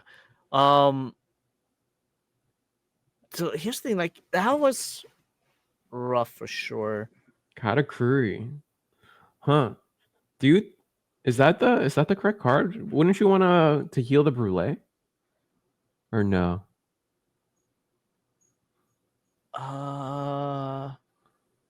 It's tough. Interesting. Why were you okay. That makes sense. I like that. Actually, I can't believe I didn't see that. That right there should have been a hit at Luffy. It should have been. Yeah, I know. I absolutely agree. It should have been the Luffy because you know the hand. Mm-hmm. We knew both cards in hand. The Luffy was gonna go no matter what. Yep. Well, a blocker law would go instead, but like. Yeah, but then you get rid of a 6K body instead of a Rush Zoro, right? I think you're happy with that. Much happier, yeah. I think at this point, how many cards in Big Mom's hand? Let's see, 3. It looks like. Mm-hmm. Yeah, it looks like 3. So we go 7 at a time. I think Luffy should be the last attack. No, Luffy being the first attack is fine. Okay. Being first attack means you want to find out what's in the life right away. Oh, I see. And it's a Thunderbolt? No. It's the event to heal 1. Oh, but now I believe arrow. He's down to. Oh no, he has 2 more cards in hand. We know 1. Mm-hmm. We're gonna play Bonnie and just refill, and there's no reason to attack anymore, really. I mean, you could No, attack. I think this is game. Oh, wait, yeah. No, we just found the restart law. Then yeah, this is game. This is game here, because now you just start swinging 7s. Mm-hmm. So attack with leader first, just to see if you don't. I don't feel like you attack with your blockers first. Oh, you don't need to swing 7 because you have one more rush Zoro. Oh, true. So you have 3 Dons remaining. One is going for your. So 6K at life. 2 go say you save 2 Don for a Shamble. Mm-hmm. 6 alive. You need to do a 2K in here but we know one is a 1K. Yep. He has to take this one. Oh, he doesn't have to take this one. He has to counter this one. And the recover wasn't anything. So then we're gonna put 1 under law. I think it's pretty simple. I think you go for 5K swing. Yeah, I think you just turn all your cards. I think you just turn all your cards sideways, right? And then you have to restun law to unblockable Luffy. Yeah, unblockable Luffy here. Make it a 9K swing. Yep. He has to have 2-2-1, and that's game. That's game. Oh, that was fat. Wow. Just I don't want to say basic law, but like law just minus some Namis into Dons is like. He actually didn't need them. He saw the Bonnie. Bonnie's all he needed, and he had every. He straight up had every card. Yeah, he saw everything on time, on curve. His early game was great. Yeah, he had his Rush Zoros. Rush Zoros got so much pressure in. He played 3 Rush Zoros there. Unblockable Luffy, 2 blocker laws, 1 restand law. What more can you hope for? I think that's just everything. I'm personally on the side of Grape, for the fact that they can be aggressive. They have good numbers for this matchup. Whereas, but it's also more on the late control and go into late game. Whereas Blue Doffy, it's spamming bodies out. You're constantly putting pressure. You're aggroing down, trying to put them down, put their life down as low as possible. If we can get to the point where he has enough advantage, Blue Doffy can take the win. But I do believe Great Doffy does have a nice advantage in this sense. But we can't put away 3K World and Red Rock. You do have removal for the large guys. That's true. And are Blue Doffys running the 10-drop Kaido nowadays or no? I don't know. I haven't seen a lot around, but they are definitely playing Mihawk, of course. Mihawk is one of the best blue cards around, and will stay that way. I mean, Mihawk, the prices on Mihawk are up there. They just keep going up. They don't anything set 1, to be honest, but Mihawk in particular, I've noticed. We got a Perona opening. You got your ideal opening for Blue Doffy here. So you're set up for the next 2 turns. Next turn you're attacking, playing a body out. The following turn you're attacking and playing another body out. And all those attacks are going to be 7K attacks, right? This is going to be nice. He could be a 9K attack for the second one. He gets a 6K body vanilla. That's huge. That's huge. And we don't counter out, so we're going down to 3 life already. Yeah. Oh man. So we gotta start hoping we see some blockers. Looks like we're doing an empty attack for 5 into life. Blue Doffy takes it, and guess we're gonna use all 4 Dawn. Is it a film? Oh, it's a Brook. Brook into Nami. Yep. Perfect. That's perfect turn. Yeah. And 2 Dawns get unrested. So here's the thing. The unresting at the end of the turn is not mandatory, so it is optional. So if you forget, you don't get your Dawns. Oh really? Oh, I don't know, man. Maybe I'm just too nice of a player, but that's one of those effects that I would just I as the opponent I would also remind you. Like I don't want to, like I get it, like there's stuff on the line sometimes, but like there's no world where you wouldn't untap the Dawns, right? So it's like I don't know, stuff like that always falls under like weird personal moral dilemmas. It is definitely a dilemma. But I Oh, get he's it. We're all going here to win. 5K with leader, so he's not using leader effect. He's just gonna play a body out. Yeah, he knows what's up there, so I guess we're just choosing to go aggressive, and we did choose to go attack 7, which we He did went take. 7 first and then a 5. Grape Doffy's not looking too good though. We do have 3K worlds, and we're about to play an Usopp. Oh, There's the 3K world. Or not 3K world. Onigiri, sorry. But oh my god, I don't know what to say.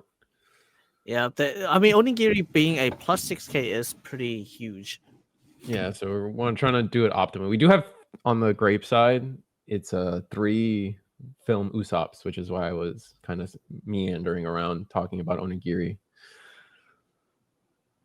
All right, first we get a 6K swing. I would assume that is going at the Gecko Moria. You think so? You think we're trying to get bodies off the board? Yeah, and we took K 2K counter, so it actually could have been either or. Mm-hmm. We're in Buena Fiesta, search the top 5. Gets a film. He gets Nami. Gets the Nami. We could play that and get the effect. Will he? We might have to, but that means we don't leave enough Dawn. Oh, we will leave enough Dawn open for Onigiri.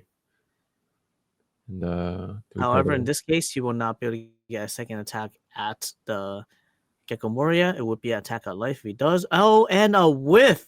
Oh, that burn. He's already behind as it is. Yeah. So if with a 5K swing, it's a tell. It's a tell that he's not gonna. He's just gonna go, okay, pass turn, get 2 more Dons up, and stay at 5. Yeah. I really do enjoy that the Grape Doffys have been including Onigiri into their suite of cards that they could be playing. 6K counter is huge. The trigger is really good as well. And then on top of that, sometimes you can get an unexpected body on board that your opponent wasn't accounting for, especially towards the end of if they committed a lot of Dawn. Oh, and speaking of committing Dawn, 9K going at the Brook. He's saying you better just either save it now or you don't save it ever. This does play into Onigiri pretty easily though, and then they'll only have 4 Dawn. Yep. And we're gonna play the purple film deck vanilla.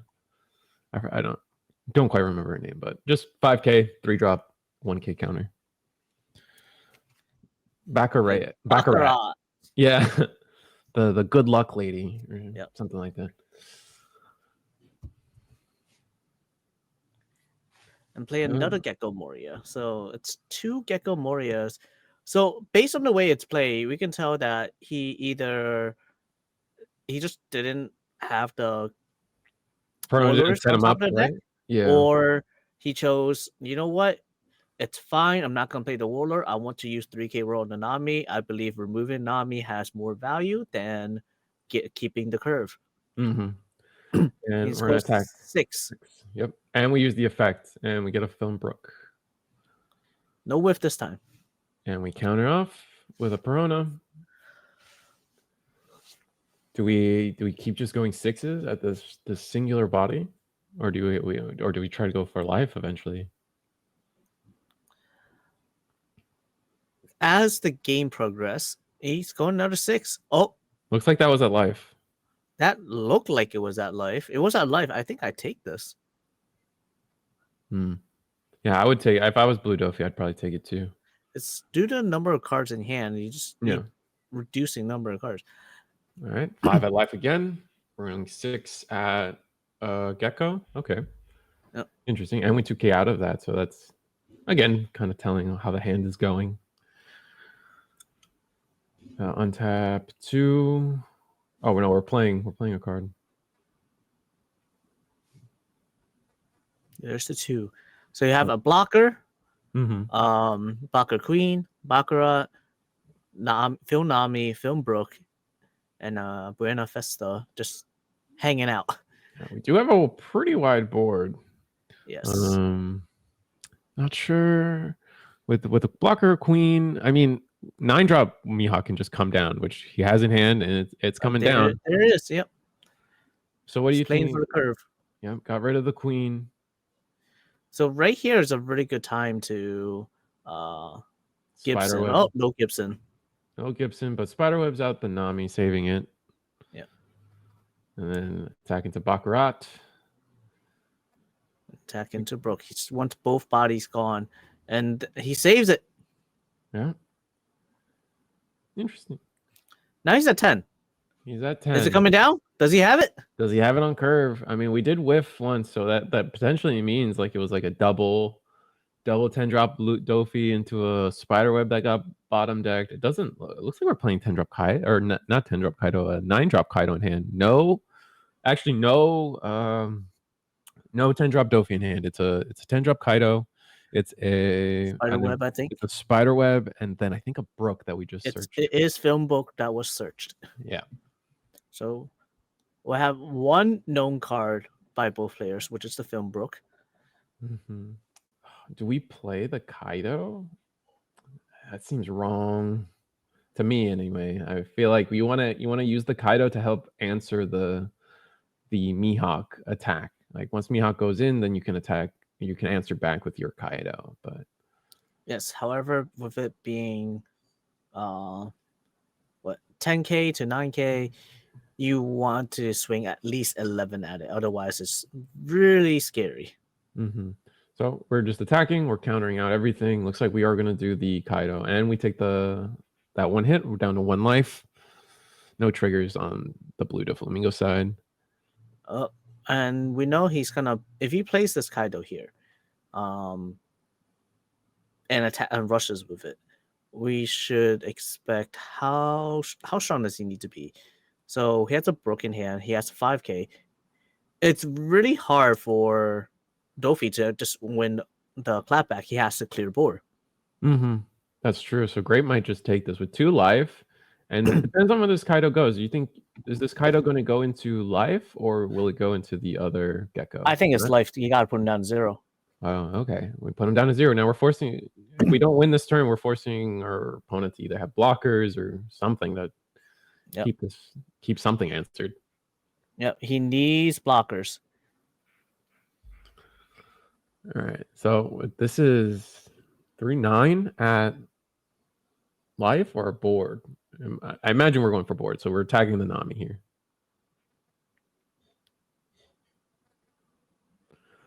I was thinking about saving it. I don't see if we attack the Nami. I don't think we save it. So we know he has a restand in hand. It was going at life. He's trying to go for a game. That makes sense. Let's go for a game now. So going 11.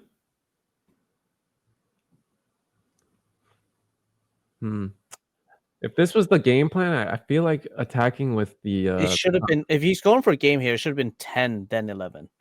Yeah, and this is 10. This is 10. So do we have both enough? cards he took had to be 0 counters. Yeah, and we have the Spiderweb. They actually are 0 counters. It looks like it was a Luffy and a Nami, so it's game. It's actually game because it's 10, right? Yeah, it's actually 10 game. Nothing. That is game. He decides, he hits it. Oh wow!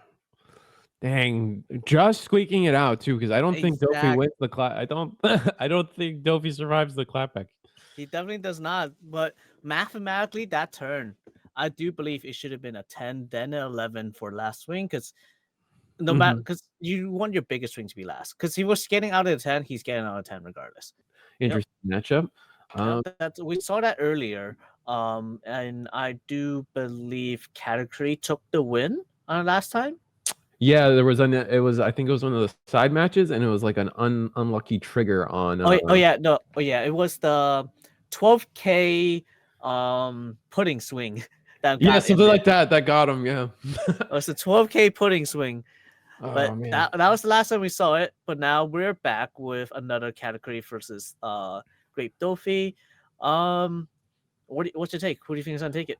I think of the decks that are showing up, I definitely feel as though this is Katakuri's ball. Like Doflamingo isn't like completely like shut out in this matchup. Like they can answer, like they play enough blockers to where, you know, a lucky life or life triggers from Katakuri, they can deal with that.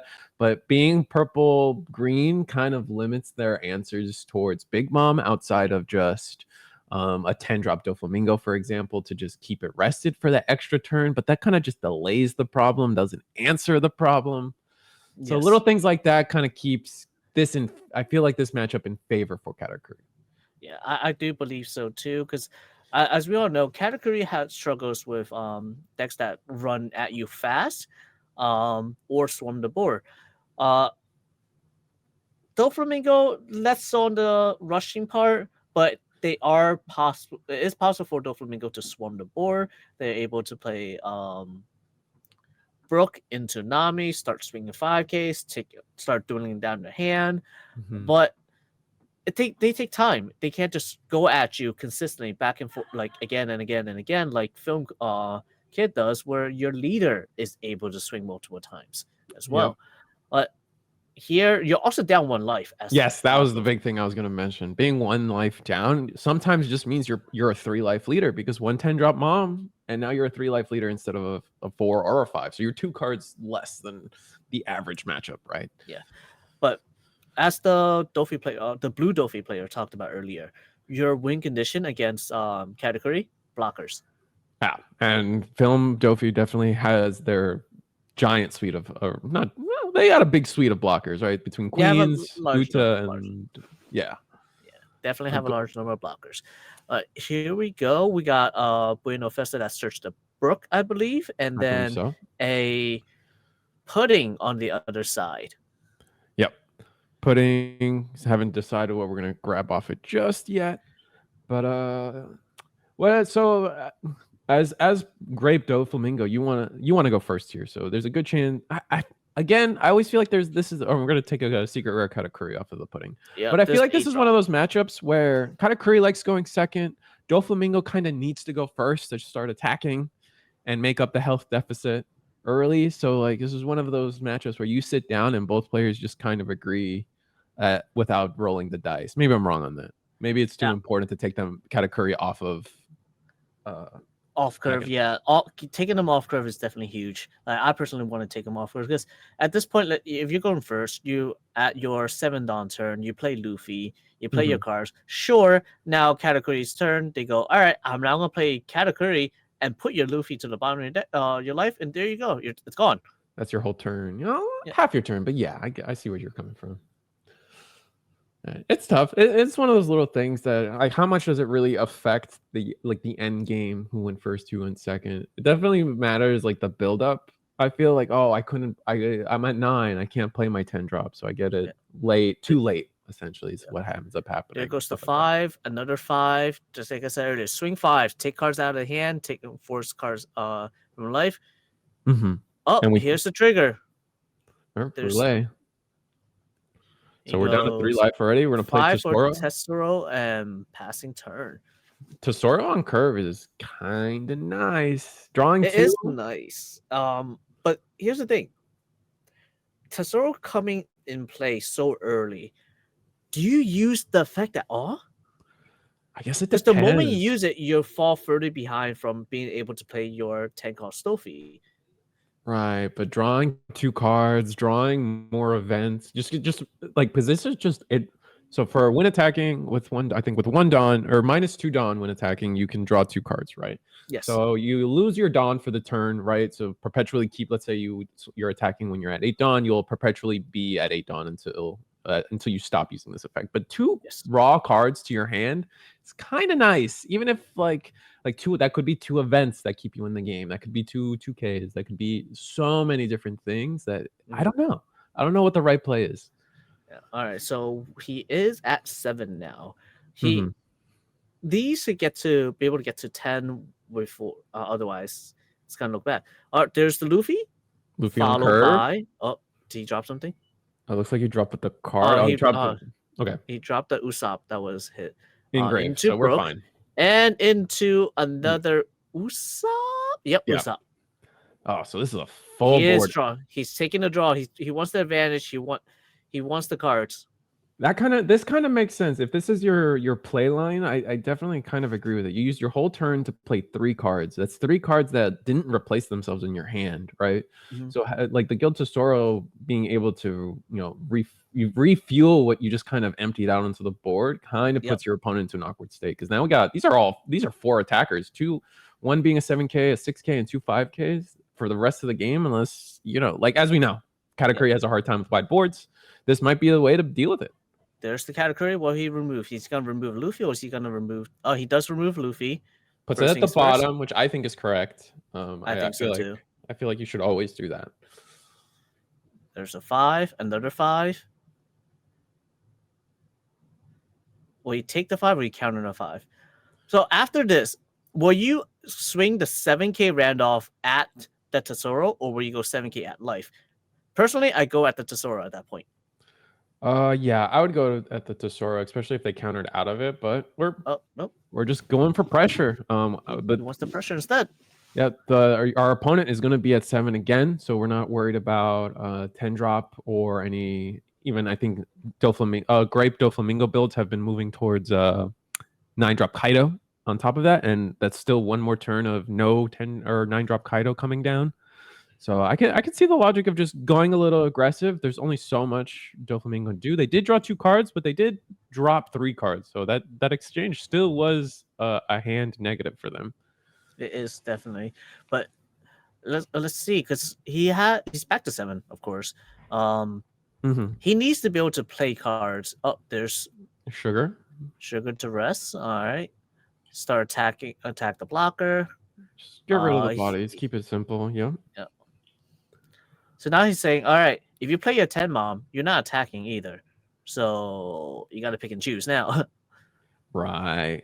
5 takes we're the gonna damage. Take.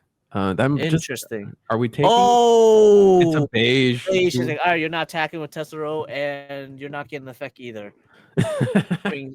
Taps 5 for a queen. Getting rid of the Buena Fiesta, that wasn't really going to do much anyway, being a 0 DP or 0 power attacker. Not where we want to be most of the time. Yep, and he's back down to 6 Dawn. He'll go to 8 following turn. So he's still so far behind. He can't ever play the 10 drop. So what is this? The board is interesting. Okay, so their position on the board's a little hard to read, but it's a Parasparrow, Randolph, and a Katakuri and a Pudding. Oh, there's 4 bodies on the Katakuri side on the board, even if their ordering is a little vanguardy. Yeah, but so there goes 5 at the brook. Yeah, doesn't matter too much. I mean, these. But you never know. What if they're playing Law? It makes a difference. It does make the difference. I did forget about Law, and then I think we just spiderwebbed out. Yep. Decides to keep it alive. And then attack Parasparrow at life. Just do something. It's probably 10 drop mom. That's I like. He wants to remove the body first before anything. All right. So sugar needs mandatory trigger. Yeah, we can't. There's no getting around this, and actually, this helps. Did we just pass the turn? Okay, we are triggering the sugar. It is a mandatory trigger, so it does. That's a no rest. I think you rest the Parasparrow. Yes, because you're not dropping a 10 cost Doffy here. So well, it more so like that. I just played Big Mom. Your sugar just rested itself. Then if you rest my Big Mom, I can attack into sugar with both my Parasparrow and my leader. I don't know why he passed, but he passed. That was definitely a pudding swing at sugar and leader swing at sugar. Yeah. Oh yeah, you could do that too. Oh, that's unfortunate. I forgot about that. I am baffled. Is this 6 bodies on board now? No, that Luffy. That Luffy's life. Yeah. Okay. Yeah. All right. That's that is a face-up Luffy at life from Katakuri. Okay. Cool. Yeah. I forgot about that. Yeah. No, you're right. They could have dealt with the sugar this turn, so that's a little unfortunate. He definitely could have dealt with sugar. That was a pudding and a Katakuri swing.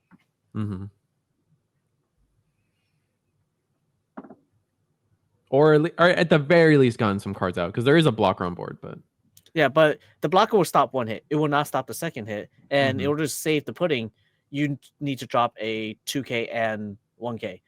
But at that point, is it worth it? Oh, we're gonna Tesoro. We played a Luffy. Didn't play anything with the Luffy, but attacks Tesoro -2 Dawn. Countered out with a beige. Here goes the Usopp. Counter out with a cracker, and then attack with leader. Oh, a thunderbolt! Oh, that's painful. And that's what we healed off of the Big Mom. That was a big one here. This might be game here. Only one blocker, 2 Dons up, 1 life. And we have are we going in with 2, pudding? 3, 4, 5 attackers. Yeah, this 6 could be technically with the pudding. Yeah, I think we could make pudding an attacker just to ask for cards. It's hard to see how many. I mean, Doffy has a lot of cards in hand. I think it's like 5. I'm counting around 4 or 5 in Doffy's hand. But I don't think that's enough to get out of all these attackers with only 1 life and 1 blocker. I kind of think you're right, but we'll see. I think if I'm Doflamingo, if I'm Katakuri, do you attack with I would attack. Oh, we're just opting to clear board. Interesting. Did we draw another Big Mom? If we drew another Big Mom, then going for board is probably correct. Randolph going in on Usopp. We're telegraphing a he wants to save the Usopp. Oh, Spiderweb's out. Okay, can't go for board anymore. We could play our 10-drop Mom. If that's kind of what we're telegraphing, is that we have 10-drop Mom. All right, 8-drop Katakuri. Attacking life. So how many cards in hand now? For Doflamingo? Yes. I'm still counting around 4 or 5. They're keeping the clutch pretty. Yeah, it's really hard to tell. Maybe it's 6. It looks like 6. I think it's like 6. So it's still a pretty big grip, but and then Katakuri has 4 cards in hand. Did we counter out of this Katakuri attack while I was pondering hand? Or no, we're still resolving the Katakuri attack, I think. Yep, he's still pondering. It's like, does he block and save, or does he take this? This is a dilemma of when you're not at maximum Dawn. Because if we counters. Oh, okay. What did he counter with? That must have been. Oh, it was a Chopper and what? Oh, it's 2 Chopper 2Ks. And Shiki. Yeah. Chopper and Shiki is 2 2Ks. Yeah. Now what do we do? I think. Oh, we're just gonna go 5. This is where he understands where if he blocks that Luffy is dead. If he blocks, if he counters, that's Block the 5. And here's the 10 Mom. I would have played the 10 Mom earlier, potentially. It's at this point, when he plays 10 Mom here, Sugar automatically rests the 10 Mom. Yeah. Yep. Are you not allowed to pick a I guess there's no reason not to, but I was gonna say, can't you pick a target that's already rested? I would need to resugar. Yeah, I need to think on that a little bit. I do need to resugar to know. Not that it matters too much. I was just curious. So 2 life. We attack with Usopp for 7. We don't have enough we don't have enough hand size for. I think Doffy just wins. We have no blockers on Katakuri's side. And we go 8. This is 8? 8 or 9? I can't tell. I think it's 9. I think it's 9. Took it? He's going to put the rest onto Luffy and swing. Yeah, that's it. 9? Can you get out? I don't think they can. Yeah, they can. No, he can't. That's game. Oh, nice. This so is got it. Yeah, the hand was a roller coaster ride, if anything. Yeah, I can't. Wow. They weren't able to get it. I do believe Katakuri had game that turn. But we do have another undefeated Katakuri coming up. It's Katakuri versus Starter Deck Blue Crocodile. And starting this day, I was an advocate for Blue Crocodile potentially taking the win. So let's see it happen here. Yeah, my money's still on either a green or a purple deck taking, and if Grape takes it, then I'm double right, and that's kind of cool. But yeah, no, Crocodile definitely has the advantage. If they can make it, they're kind of. I feel like Crocodile, like if they can get to the end game where like they can effectively use their leader ability without playing too far behind, I feel like they're in a good spot. But those cards do get returned to hand, which always feels kind of meh to me. So Go ahead. So here's the thing with this matchup specifically, right? Blue Croc versus Katakuri. Katakuri does not play many low drops that allows you to return a hand, except for like blocker Sanji, where like, okay, I need to remove the blocker in order to do a swing. Anything bigger, or like Katakuri or like Big Mom, they get removed by Red Rock. If they're not removed by Red Rock, they're removed by Mihawk, such as the 7-cost Big Mom. Right, that's true. Man, so like again, you're just the mindset is always the same. If you got a Katakuri across the table, make them go first. Just keep them off their even curve, because you don't want them to 10-drop you ASAP. There's that, and Crocodile works better on the even curve as well, because on your 4-Dawn turn, if they have Paraspero, you 3K rolled it. Essentially, they have a 5K body, you 3K roll it. On your 6th turn, you go Sentimaru, and you spawn out a body right away. And then after that, you can do our list running Sogeking and 10-drop Kaido still, or no? Definitely still run them, because your Sogeking being a removal for 6 costs and under. So if they play their 5 cost Randolph, there you go. Sogeking target right there, then and there. 6 cost Paraspero, right then and there, it's gone. Instant removal. They're never keeping a board. And of course, if they have Katakuri on board, 10-drop Kaido, remove the Katakuri. Yes, you give them back to your hand, but they can't remove your Kaido. They can play 10 bomb right back, but that's fine. Now you're okay with that because you have a big body to answer, and you're pressuring because you spent the whole game just not letting them attack you. Yeah. Attack for 7, play Sanji. So we're trying to get the draw engine. I every time I play Katakuri, like there is in my heart, I always want to try to attack with or play the Sanji to get the draw, peep the top of my life through my effect, and then draw. What is this? Oh, is this the heavenly fire? It's hard to tell. I think it is the heavenly fire. So being able to, what is the trigger effect on that? That's a new card. I am not familiar with this. No, it's a new card from this set. It's the one where Jinbei's tanking a hit. Yes. That is a niche card. I can't remember what the trigger is at the top of my head, but we did put that there we did know that was there with our Katakuri effect. With the Katakuri effect, and then we ended with a blocker Doffy to rearrange the deck, the top cards of the deck. Wow. Right, so we were gonna put it at the top, I believe. Still mulling it over, but it usually goes to the top.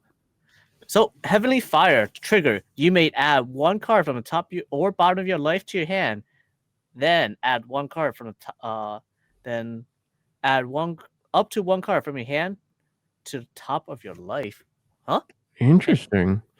So you can essentially it's a cycle. You take the bottom of your life or the top, and then it's another Sanji effect. It's kind of like a draw one, but it's just not from really. your hand, not from your deck. Unless I'm looking at it wrong. You may add 1 from the top or bottom of your life cards to your hand. Add 1 from your Oh, so it's not a draw one. You're right. It's not a draw one. Yes. It's starter deck limit. Oh, okay. So essentially, he was able to stack the bottom of his life, which is really cool. Yes. I wonder what he put there. And that just brings that question up now. Like for the rest of the game, we have to start wondering like what is at the bottom of this man's life. Yep, and then he takes a life to heal 1. Opting not to use 1 Dawn with Katakuri to see what that top life is first is interesting to me. But 5K at Leader Crocodile. I imagine we counter out of this. Anytime someone attacks me for 5, I'm usually inclined to 1K out of it.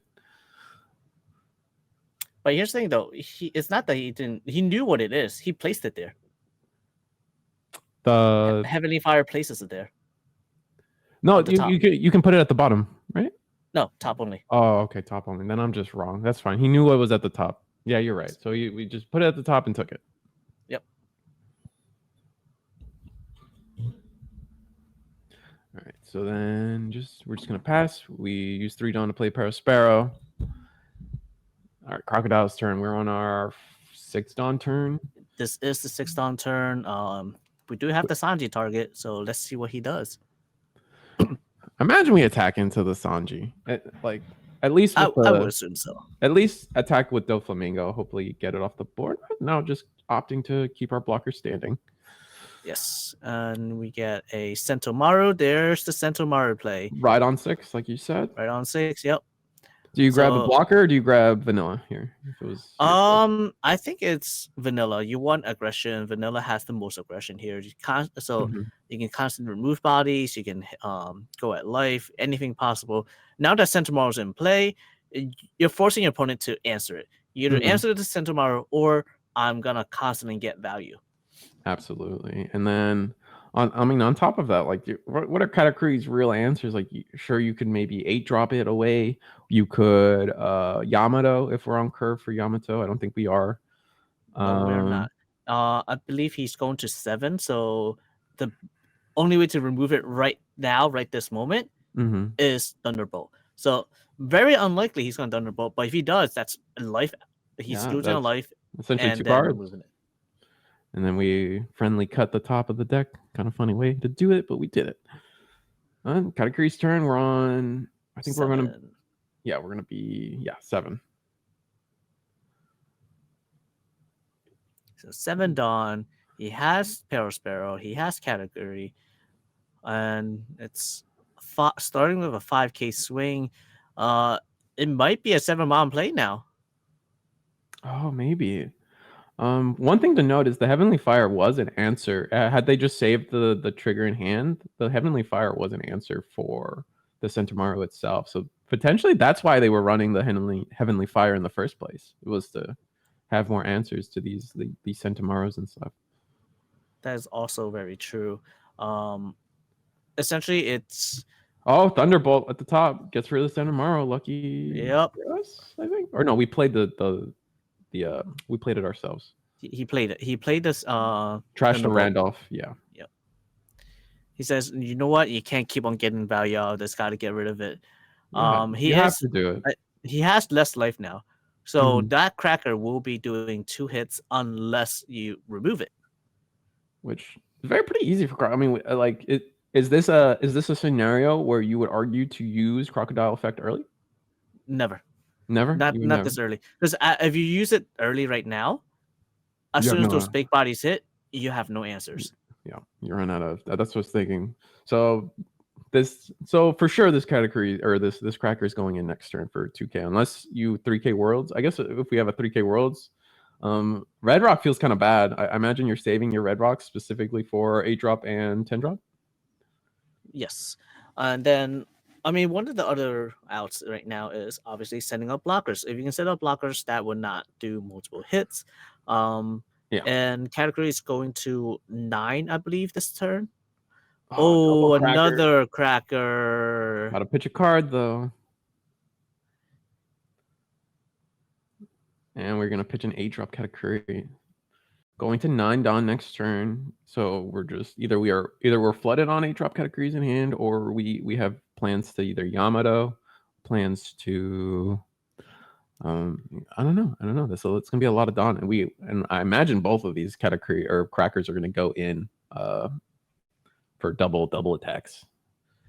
He won't be able to do double since if he takes this life. If he takes this life, then yes. But we didn't take we don't take the life. So now he's at 7. This is probably a Soga gameplay. Yes, all right, get rid of at least 1, right? Yeah. It gets rid of 1. This is where you argue. Do you get rid of the cracker or do you get rid of the peril?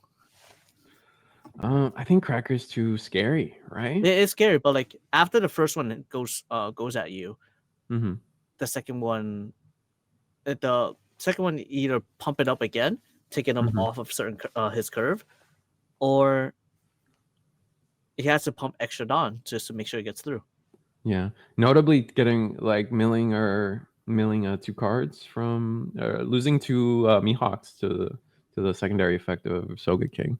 Yeah, he did drop 2. So here he's debating. Does he want to use? Oh no, he's not. It's someone was fixing the deck. Okay. Yeah, that's what Judge was fixing the deck. happening. Okay, but we are now at 9 Dawn. Mm-hmm. 2 life to 4 life. 2 life to 4 life, but a Yamato will clear the vanilla. Pretty. It doesn't get over the Soga King. No, it does get over this. No, Soga King 7. What am I saying? Soga King 7. Yep. So no he's Yamato. going 7 first. Mm-hmm. He left that. He left that top. It must be like a vanilla counter or something. Nothing to need. Nothing to worry about. So, I think you. Do you take this? I think you take this. Rep 4 life. I mean, you might as well. You kind of, your opponent. It's not a trigger at that point, so it's not saving you. Oh, he wants to double. He's putting the extra alt dawns on. You can tell. Swinging 11. Oh wow, that's 11. Yeah, 11. You just have to accept the fact that you're taking 2 hits. All right, 2 hits. Trigger. Ooh, no trigger. And no then trigger. What do you do with the last 3? I'm hoping Brule. I think you need a Brule. I mean, you've been taking damage a little too much. It might be an 8K swing at the Pacifista. Or do you just keep trying to chip away at this hand? Go aggressive. If you're gonna go 8K at Pacifista, I think you should have done this before swing at life. Just to get that cards out of hand, or yeah, just take cards out of hand first before doing that. Right, because now they have extra cards to defend. Yeah. Yes. That makes sense. Because otherwise, he could choose not to defend it and then take that hit. He loses the Pacifista, and just all he does is keep a hand. So he's losing attackers. Yeah, and now he's just using the 2 cards that he essentially got from life. Yeah. All right, a blocker and a 2K. And the Pacifista lives.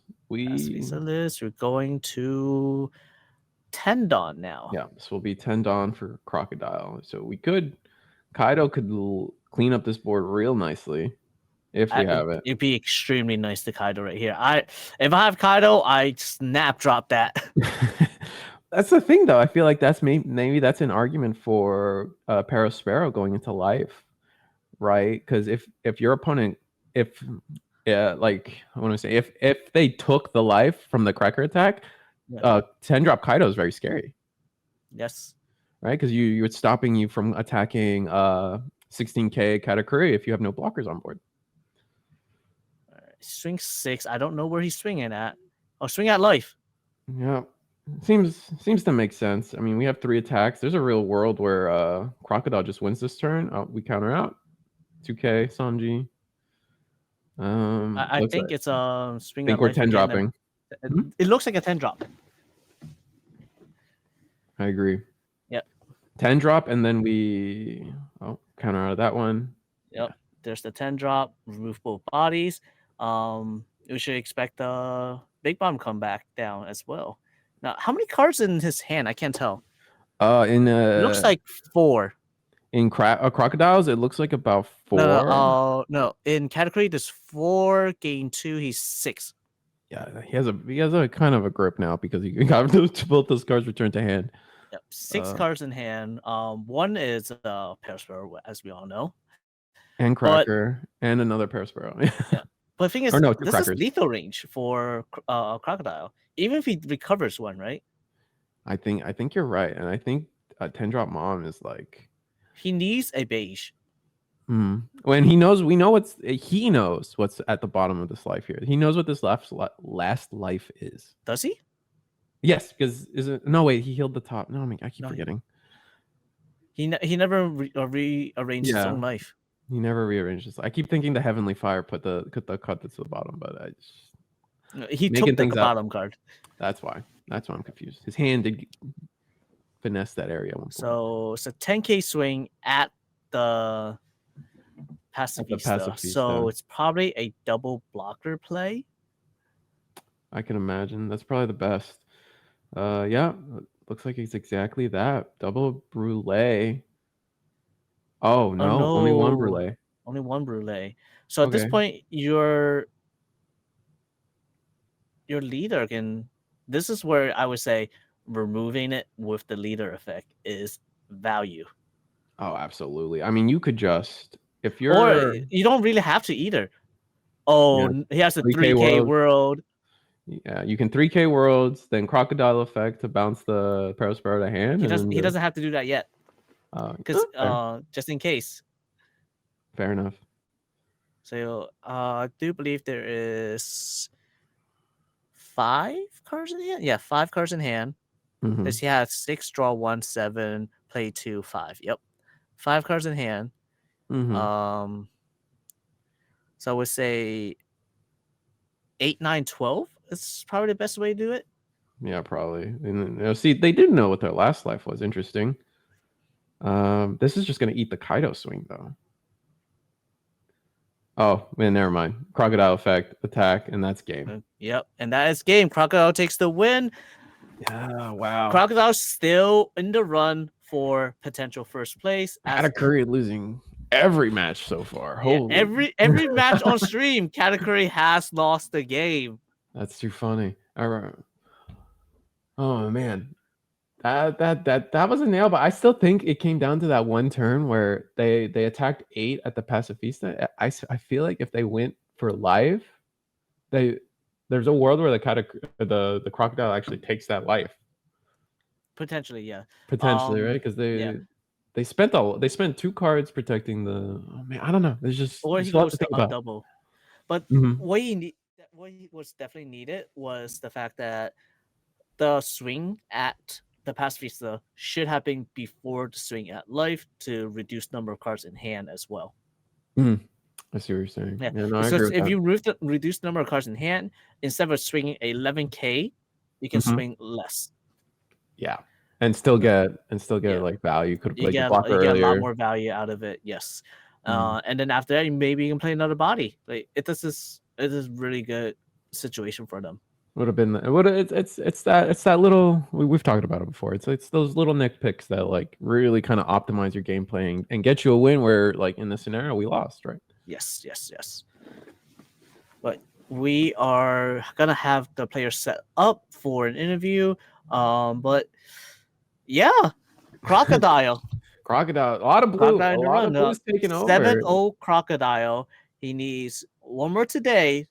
And then tomorrow he has potentially 3 more rounds, and he might take the win. Yeah, I think maybe I'm wrong. Do all the X and 1s make it to day 2? Yes. It's 256 people will make it to day 2. That means every XO, every X1 will make it.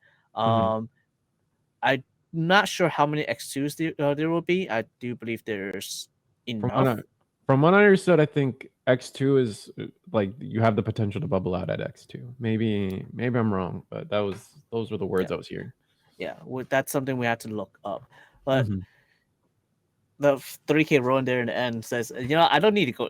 Doesn't need to go to your hand. You can see the bottom of your deck instead. But another blocker out of life. That is Katakuri playing the roulette. I have cards.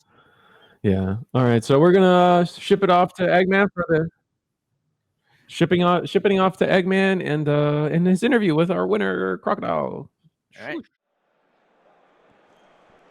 All right. I'm here with June, who ended up taking it with that blue Crocodile. You're currently what, 6-0, 7-0? 7-0. 7-0. It's been a long day. You probably know just as well as I do, but honestly, a really close match, I think. A lot of back and forth. What do you think kind of determines that matchup for you? I think something I really look for against Katakuri's, I would say, would be the Soge Kings. Initially, I played like 2, but I found that my tough matchup was Katakuri, so I increased it to 3. I tried even considering 4. Couldn't find it, but so far, at least, it hasn't been too bad finding. But it's just kind of nice being able to neutralize their previous turn when I get to go first. So something for him that kind of threw me off was I was expecting him to go second, which is actually fine for me because I like playing on curve. It kind of neutralizes, but yeah, that kind of made it harder for me. So he won the dice roll and decided to go first?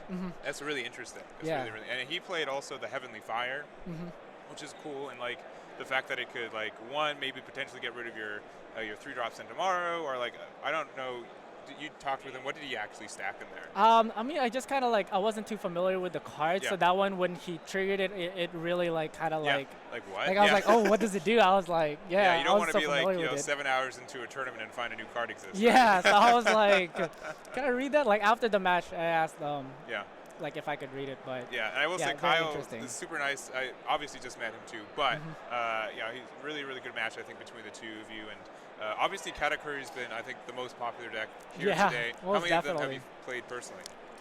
So that was my third one. Okay. But I remember for my third match, it was crazy because I was literally surrounded by Katakuris. Yeah. It was like I was playing against a Katakuri. To my left was Katakuri, right, and then diagonally. I was like. Yeah, my guess is probably about 40%.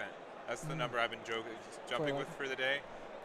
We'll really see. But I truly like every other person I feel like is playing Katakuri. But it is strong, and I think no matter what, it's going to top strictly because of the numbers. I think it's almost impossible for it to not. But yeah, I think that. And was that kind of your expectation going into this? Yeah, I would say so. So I actually had like my girlfriend play Katakuri just to kind of like get some reps out and stuff like that. But.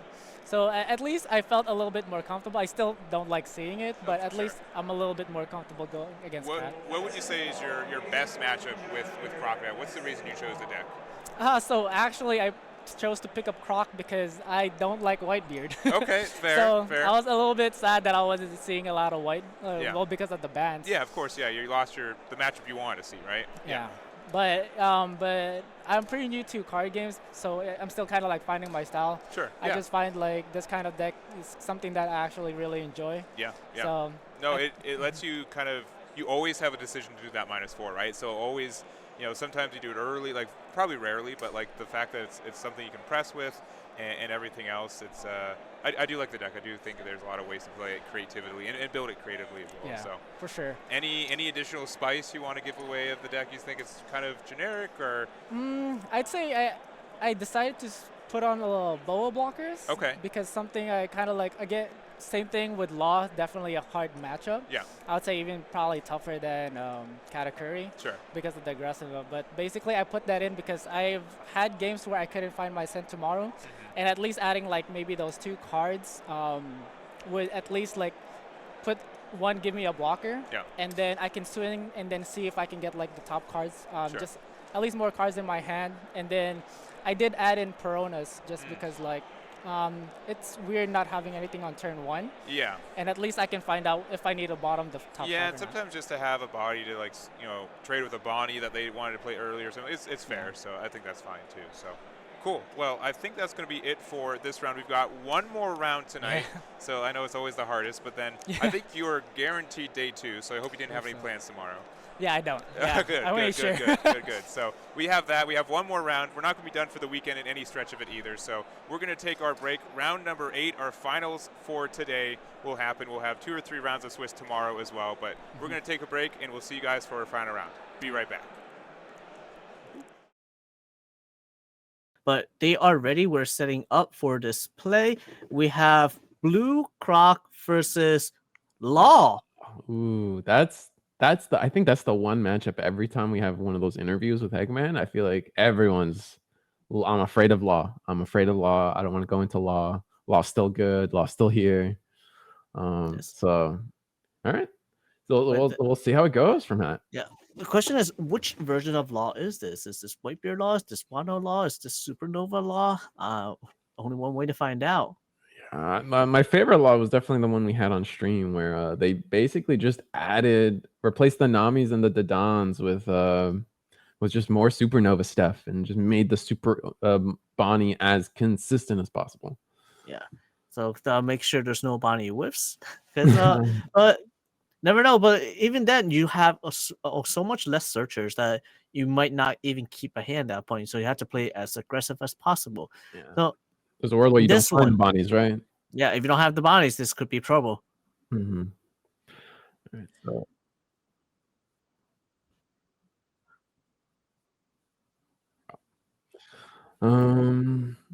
so right. Last round of the day, 34 minutes. Round clock's already started. We're still shuffling. Yep, they're setting up, shuffling, making sure they shuffle enough. and you don't break. You don't want to break, especially at the last round of the day. Oh my god! I mean, at least these players right now are undefeated. They're guaranteed in for day 2. Stuff like that, right? So like the pressure to win is still on because you still have to go undefeated for the whole night. But at least you know you're making it to day 2. You're still in the running for prizing even if you lose for this. So it's looking good. Fun fist bump. Did we mulligan? No, we're going into mulligans now. Yeah, we're going to mulligan. And by the way, Law did win the dice roll, so we're just waiting. Ooh, instant keep. Law won the dice roll here. They won the dice roll, so they're going first. I think they go first. Right? I think they opt to go second. It's Law prefers to go second in majority of the matchups. Oh, okay. And then is there what's your logic behind that, or what is the logic? 1 extra card in hand. That's number 1, and especially now you don't have those 1-drop searchers anymore. Oh, it's Whitebeard Law. Ooh, Whitebeard Law. This is the one I was excited to see. Whitebeard Law. Okay, here we go. So right. turn 1, Haruta. Huh? Attack 5. All right. Does he have? Does he have it? Oh, turn 1 Sentomaru. He does First that. Turn. He does have the Sentomaru. So thinking about Whitebeard Law is we know they play Vista. So if they're playing Vista, does he have the combo? Does he have the 2 Otama into Vista? That'd be nice if that was the case. I mean, that'd be such a clean start for Law this time. Oh, there it is. Jesus. There's your Sentomaru answer right away. Oh my god. That's probably why they kept this hand. It's just they saw that and they instantly knew they had the answer to the Sentomaru, which is probably the scariest thing for to go up against as the, I got a glimpse of the Law hand too. There's a Bonnie in there, there's a Fossa in there. There's a starter deck Law. Yeah, he's pretty set up. Yeah, man, these Laws on camera, dude. That our luck, all our Katakuri luck went to the Laws that we've featured so far. It feels like we're gonna take the second life. Pretty typical for Law players. Generally taking the first 2 Law. This is interesting. We're given a Zeph and Crocodile. Like I've thought about this before, but I didn't know it was actually like a common thing. Or is this actually a tech? This is more so a tech for removal. But it is somewhat common in a way because it's a 5/6. It's a 5/6 is a really good big body. Being able to remove 3 costs while keeping a body is great. Now that means you don't have to play 3K World on your odd curve. You can play a body instead to remove a body and have them answer your body instead. Yeah, and like this game. In this game, a lot of this game comes down to tempo. Like 3K Worlds is great when you're ahead on curve. You keep your opponent or on tempo, and you keep your opponent behind. But it's not the best in terms of trying to get claw tempo back from your opponent. I feel but another thing about Zeph here, because your wing your match your deck building is Katakuri, and because you're expecting to see Katakuri more often than not. If they're playing the Parasparrow on your turn, there you go. You remove a Parasparrow, it's in no counter in their hand. They have to replay it to have any kind of value. So you're slowing down their tempo while keeping your tempo ahead. And double Thatch. Double 1-drop Thatch, right? This is the one where it got the interesting effect. You can activate once per turn to give this character, I believe it's 2K to 2,000 to its power, but you have to try. I forget the exact wording, but it's you move it to the trash essentially at the end of your turn. But Law can save it through shambles or typical Law combo shenanigans. Yep. There's the 6K swing with a Rush Luffy that got shambled out. And the exact wording is the Thatch trashes. You trash it to the trash pile. So like you can't do any KO shenanigans, for example, if for some reason a card did that.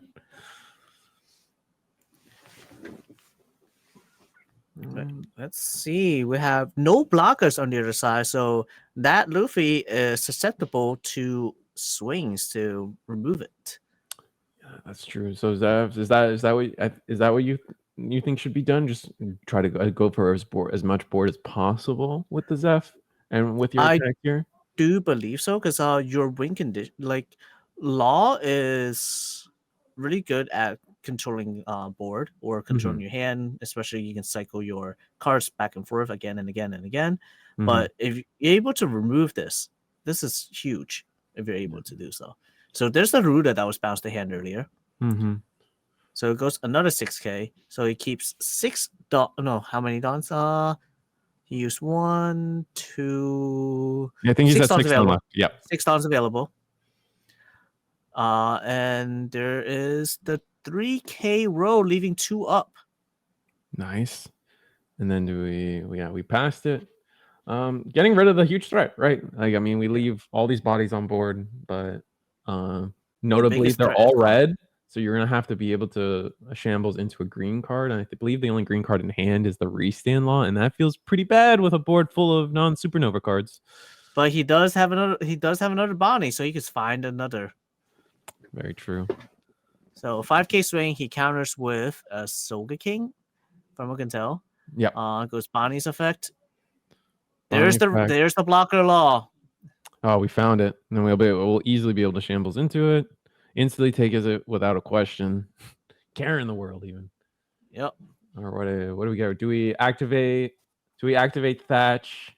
Do we activate both our Thatches? I think only one if you do at all. So he goes another. All right, because we want to protect the 5k swing.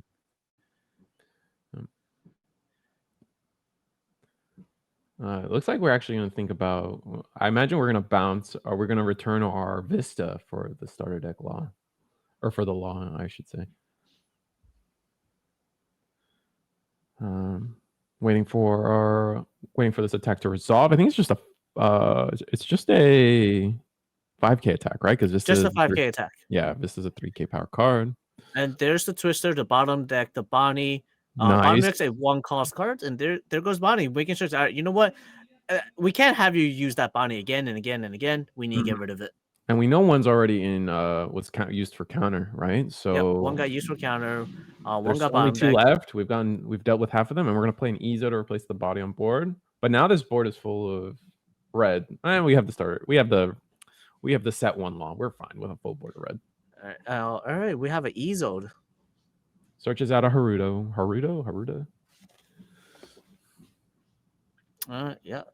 Haruda is essentially starter deck Nami. He does use the Thatch effect, so making it a 5k swing. Obviously a life. And he has we're 2 gonna take it left, and here it's most likely the Shambo play. I imagine we shambles away both this Vista and this Thatch in some combination. Yes. All right. Wait for our opponent. So Law's looking good, and I think, but I'm not. Crocodile's still. I feel like we're still like Crocodile's not too worried yet, and we're gonna gum rain out of one of the attacks. He get to, I believe, Gum Rain returns it to hand. Oh, it's we're doing the trigger. Okay. Yeah, to trigger to return 1 to hand and saying, all right, now you're gonna lose the body. You're gonna lose another body. You can't shambles here. Oh, we chose to end our turn by playing the Fossa instead of using shambles to. He couldn't shamble because he did not have 5 bodies on board. Did he not? Oh, because he lost the right. I'm a Yep. Gum Rain says bounce it back to your hand. You no longer have 5. And you don't have enough Dawn. Yeah. Well. Yeah, you did. Yeah, you did not have enough Dawn. That's fair. I'm tripping. Long day. Dang. So that was a lucky 2-piece combo from Crocodile, being able to both Dragon Twister a body and get a body removed off of life. Kind of. Yep. So now we are at 9 Dawn, I believe, for Crocodile. What can he do with this 9 Dawn? He's been using up his hand a lot to counter. Yeah, so you can't have too much. I mean, 9 Dawn. I mean, that's a Mihawk. 4 cards in hand. You could be, but you want to wait. You want to wait on your Mihawk for starter deck law, right? Or blocker law. But he needs to be able to remove resources from your opponent's hand. So first things first, takes out the Vista. Mm-hmm. One card down. All right. Next, does he remove another body? Going to attack 7 at face, and we're going to take it. No trigger. Not that we were expecting a trigger. So he Still has 8 Dawn remaining. We're off of Mihawk. We could Sogeking. I see a Pacifista vanilla. A Sogeking would be pretty good here to remove the Fossa. Mm-hmm. So and make force hand them very to expensive. hard play it. Yeah. What do we do? Oh, we're just gonna double Pacifista vanillas and pass turn. Now this kind of slows down law. Like depending on the law's hand, we know it's a starter deck law, blocker law. It's 2 Harudas and a Thatch that got bounced, and then top of that. Yep. Let's see. Can he do anything with this? Because if he doesn't put down enough blockers, this is potential lethal. Right. I mean, only sitting at 1 life, 3 6K bodies. That's kind of scary. We're gonna Ezo. Just try to find more stuff for. It takes a blocker. Takes the Fossa blocker. That's definitely something you need. Bottom decks. It was hard to see, but it definitely bottom decks 2 blocker laws with that Ezo. That's very unfortunate. So swinging at the Zeph, he needs to remove the Zeph. Yeah, I agree. That's too many attacks, and it's a 6K swing. Mm-hmm. 6K. We 2K out of that. Dang, that Dragon Twister into Gum Gum Marine was probably just way too much for Law. That was definitely huge, but he needed to shambles that turn, which would have generated him all the value he's gonna need. But rough. It looks like it's gonna be a. We play Haruto. Yep. Haruto uses the effect. Put it onto Ezo probably and starts so you can put another 6K swing at it maybe, or what's he gonna do? Maybe that's kind of tough because he has a lot of extra dawns. Mm-hmm, he needs to use his dawns somehow and do something with it because he most likely he's gonna shamble next right here for the blocker law, and then the blocker law will play out the Fossa that we know that's in his hand. Yeah. We know we see the Haruto effect go the Dawn under Ezo. So basically what you said, and we're putting another it's like 4 or 5 Dawn under this Ezo. I think this is a 7K attack at 2K to counter out. But that's as hard as we could have gone because we needed to save 2 Dawn to shambles. But did we pass? No, we're gonna no, not yet. They're playing a little too fast here. They need slow down the tempo. Yeah. Blocker law. Into the Fossa, I imagine. Yes. Yeah. There's the Fossa. Now you have 2 blockers in play. We know there is an Otama in hand. Mm-hmm. We know there is a Ezo in hand. We know there's a starter deck law. Yeah, yes, we know this. The Thatch is open information. And then the rest is closed information that we know from camera view. Bird's eye view. Bird's eye view is great. The best way to play this game. All right. So what is this? 10 Dawn now? Yeah, it was 10 Dawn now for our Crocodile player. So many things could happen. Like a 10-drop Kaido could be devastating. Right? You get rid of the law, you get rid of one of the Fossas, and then you just attack with all your bodies. That could just be too much resources out of your opponent's hand right then and there, and you win the preceding turns. That is definitely potential because you also have your leader effect to remove the 3rd body too. So you go 5, 6, 6, 6. Oh, all right. So first we have a red rock to get rid of the blocker law. Very important. We have I think it's 1 card in hand for Crocodile. So there's only 1 card left in hand. So what they have on board is pretty much what they're going with for the rest of the game. Yes. Realistically, I would go 6 and then 7/7. So leave 2 up and feign a Dragon's Twister. So start with he's starting with 6. Okay, there's no Otama that we knew that was in hand. Mm-hmm. Another 6. And we take the second 6. So 4 Dawns remaining. Mm-hmm. There's another 6. Man, yep. Here's the next 6. Do we block? He does. Oh, he does block. And then just Crocodile for 5. 5. Interesting. I guess we have a plan for this final 4 Dawn. Oh, it's a blocker Passy. Oh, it's the blocker Pacifista. And then I think we should just I would have ended the turn with Crocodile Effect. Just send back the one more Fossa. body, yeah. Yeah.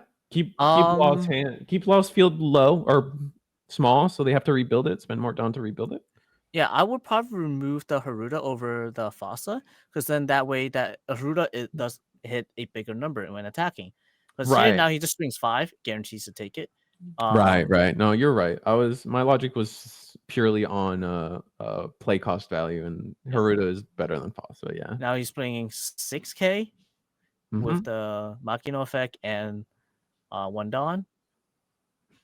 I think we're just attacking with all our bodies that we can on board right now. Yes, and then afterwards should be a 2 cards in hand with we still have, I'm counting 8 Dawn up.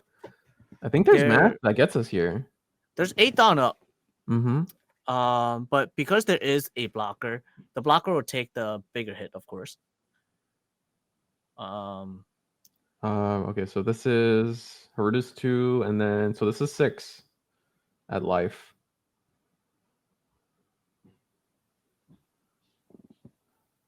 And the leader attack? Oh, 7 at life. 7 life, yeah. And then another 7K.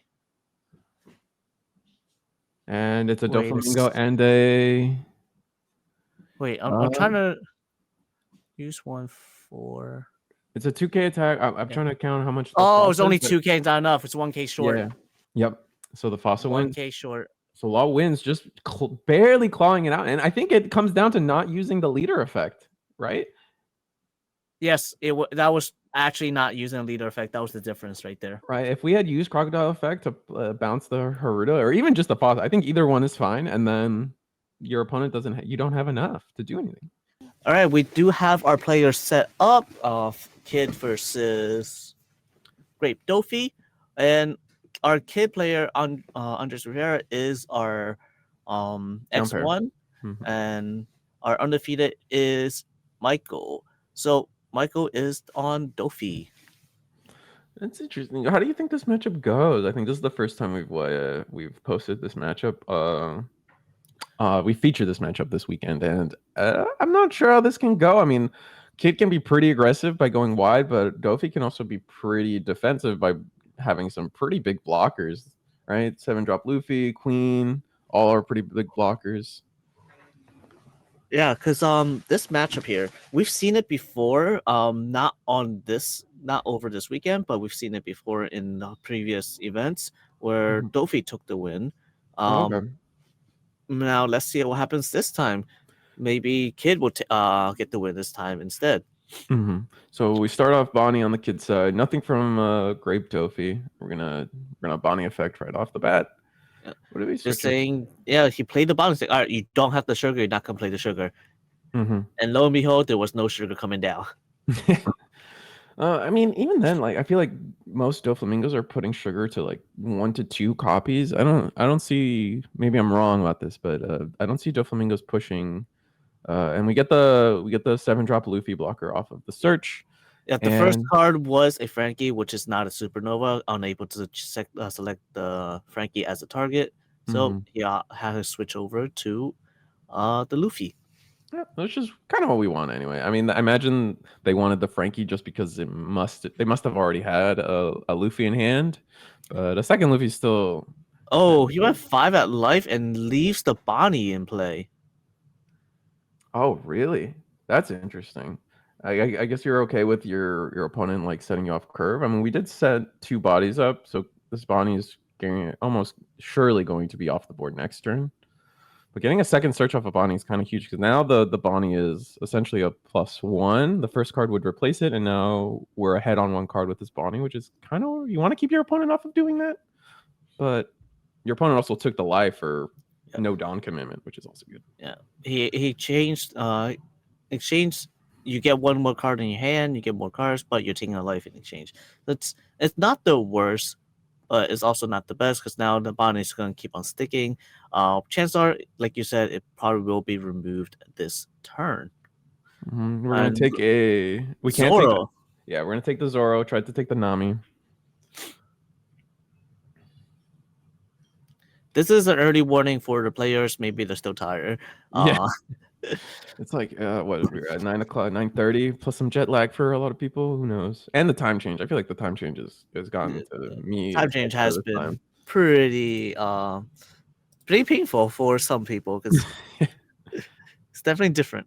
All right, and then we play Nami, use the effect of Nami to search out another Zoro. So we're kind of thinning the deck of all our Zoros and our Namis or Luffy's.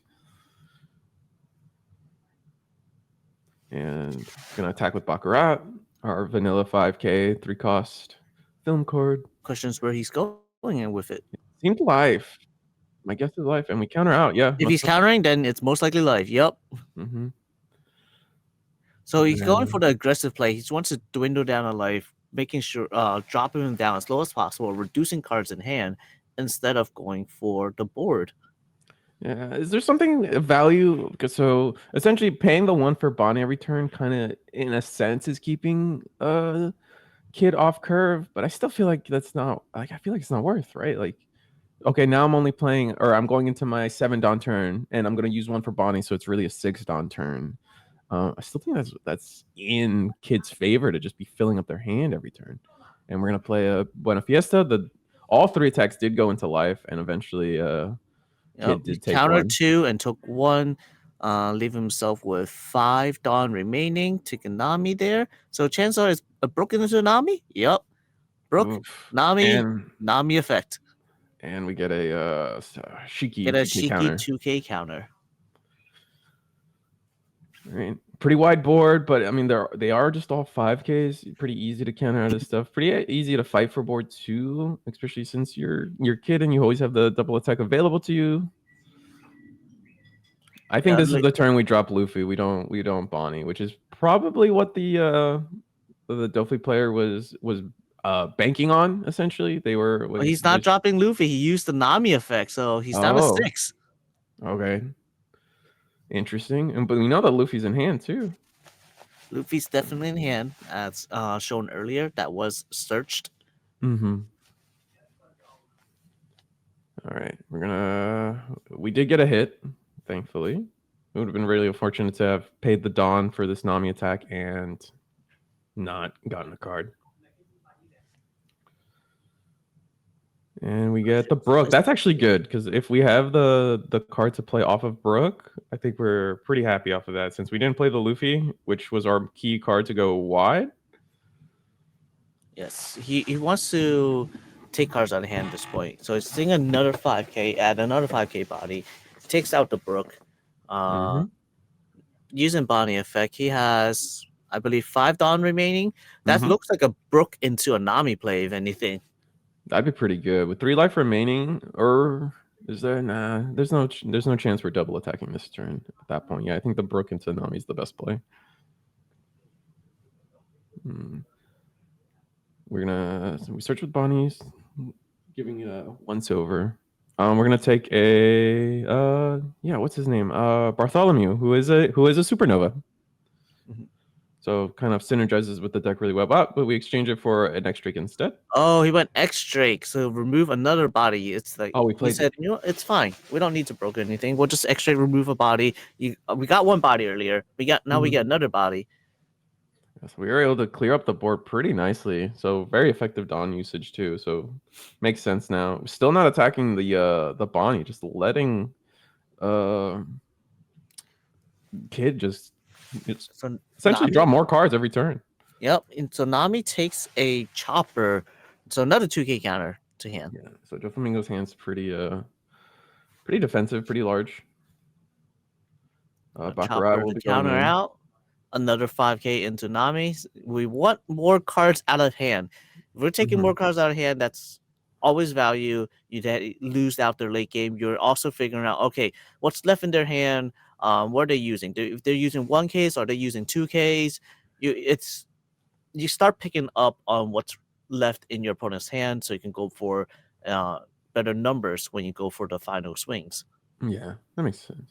Especially since like there are some key cards in this matchup that I feel like have 0 counter, like the 7-drop Doffy or 7-drop Luffy's, 10-drop Doflamingos as well. Like getting a read on how uncounterable your hand is. Oh, see, like right, we used an Ezo there, so that's a 2K for what could have been a 1K. Yeah, and then Izoro, so he's dropping 2Ks and 1Ks. He dropped his 2Ks first before he dropped his 1K.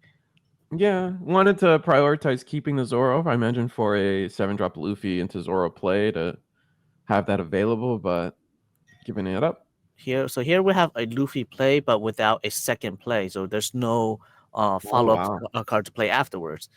Interesting. That's, I mean, that kind of shows. I mean, there's no way you wouldn't play the body, right? Or would you actually prefer to keep the body in hand to for counter purposes? In some situations, countering might have more value, but it depends on what card is remaining in your hand as well. Since Luffy can only play film cards, we knew Chopper was in hand, but in this situation, playing Chopper is not good. All right, we attack Nami effect, and I think we get another I keep saying Barcelona. That was a Bartolomeo. Bartolomeo, yes. So that way he can restand a character at the end of his turn. Chances are we knew he has a Luffy in hand, so he can go Luffy into Brook into the Bartolomeo. Yeah, and then restand your Nami at the end of the turn. Yep. Do we go for the... Nope, we're going to attack 6 into Nami. 6 into Nami. We know he has the 2K in his hand. He's going to drop the 2K. We did block with the Nami attack with the Luffy. So he did counter out with a Shiki. That's a 2K counter. And we know he's a Chopper in his hand, so he might drop the Chopper next if he swings another 6K. We got... we have 7 Dawn left, so if we do anything else, we're not playing Luffy once again. I think it's worth putting 1 Dawn under X-Drake, and there we go. He just plays the X-Drake instead, so just remove the body. And then attack 6 into Brook. We will 2K counter out of that one. Leave 2 Dawn up. I imagine we Bonnie. Oh no, just gonna end the turn with a Bartolomeo. That's 5 bodies on board. And restanding the Nami. So saying, all right, you're not attacking this Nami. You can attack the X-Drake and a Bart, but not the Nami. I gotta keep this Nami for my next turn. And we're gonna attack. We're attacking. By that life. Counter out with a Bartolomeo. He's being really aggressive with the Flamingo. I don't. Other than like 1 or 2 attacks, maybe at this Nami, they've gone for face every attack almost. Yeah, he has been really aggressive. If that Bart stays, that's gonna keep on restanding a Luffy coming down, or the Nami. That's pretty much never gonna be attacked at this point. But having 2 X-Drakes, that's 2 6K bodies on board. All right, that's a 6K at life once again. What are you? Probably debating on taking it. I think Doflamingo's at 2 life left after all this stuff is done. Kid is also at 3 life left. We're gonna attack 7, so we're gonna get aggressive with our blocker and play 9 Kaido. I imagine we KO. No, that is a. Wait, he's 1 short. That is 1 Dawn short. Is it? Yes, because there's 1 under leader. That means the rest is 9. Oh, okay. So someone needs to catch that. Yeah, I'm sure the judge will get to it. We'll alert what we need to. People will say someone needs to catch it. He only pay 8. He should only have 2 Dawn. The Kaido's 9. 1 Dawn, 2 Dawns remaining. Yeah. He used all his Dawns. He has 1 Dawn under leader and then paid 9 for Kaido. Yeah. Oh, that's a misplay, all right. It'll get caught. Nothing will change. It will get caught, but however, it's a misplay on his part because he now can't use the Onigiri. Oh, if they have Onigiri in their hand, that's rough. Right? Because the Kaido is. We're not wrong. I think you're right. I believe you over what I've seen. Yeah. Okay. So then, yeah. All right, it's all fixed now. It's fixed. Yep. And then it was definitely a mistake in this case because one was under the leader at that point. Probably didn't 9 remaining. Yeah. Just didn't see the when counting. They didn't see the Dawn under Doffy, and they just assumed they had all 10 under. It's nothing crazy. It's especially in the morning. Yeah. Things where trying to grab some Frankies off of a Bonnie. Yeah. It was definitely one of the like an accident thing. So we're gonna spiderweb off of this. I think it was the Kid attack. After everything's said and done, restand our Luffy. We're gonna attack 6 into life. Actually, Doflamingo's actually at 3 life. So now we're going down to 2 as Doflamingo. Yeah, he has been taking many attacks. Oh, a 10 drop here to freeze the Kaido and the Doffy leader. Wow. Remember, because he's also down Dawn because of the Kaido. He's down to 7, I believe. I think you're right because it's -5. You were at 10. Yeah. So this turn can't be as big as you don't have a full 10 Dawn turn this turn, and we're gonna actually attack with the blocker Luffy, probably signaling another spider web. My imagination tells me. That's what I would believe as well, and or at least the Paradise Waterfall. Right? The Kid player has a lot of cards in his hand. He can just not take this hit. There's probably what we have 1, 2, 3, 4. 1K. We have potentially 5 attacks coming in with Kid restanding. Oh, that's true. I think next turn's but we do have the Uta, so we do have 1 blocker. We do have Uta effect available to us. Remaining, I believe. Yep, 5 Dawns up. We do have the Uta blocker. We know he has 2 events in his hand, as you can tell. Yeah. From our side at least. The Onigiri, I believe, and then at least the spiderweb.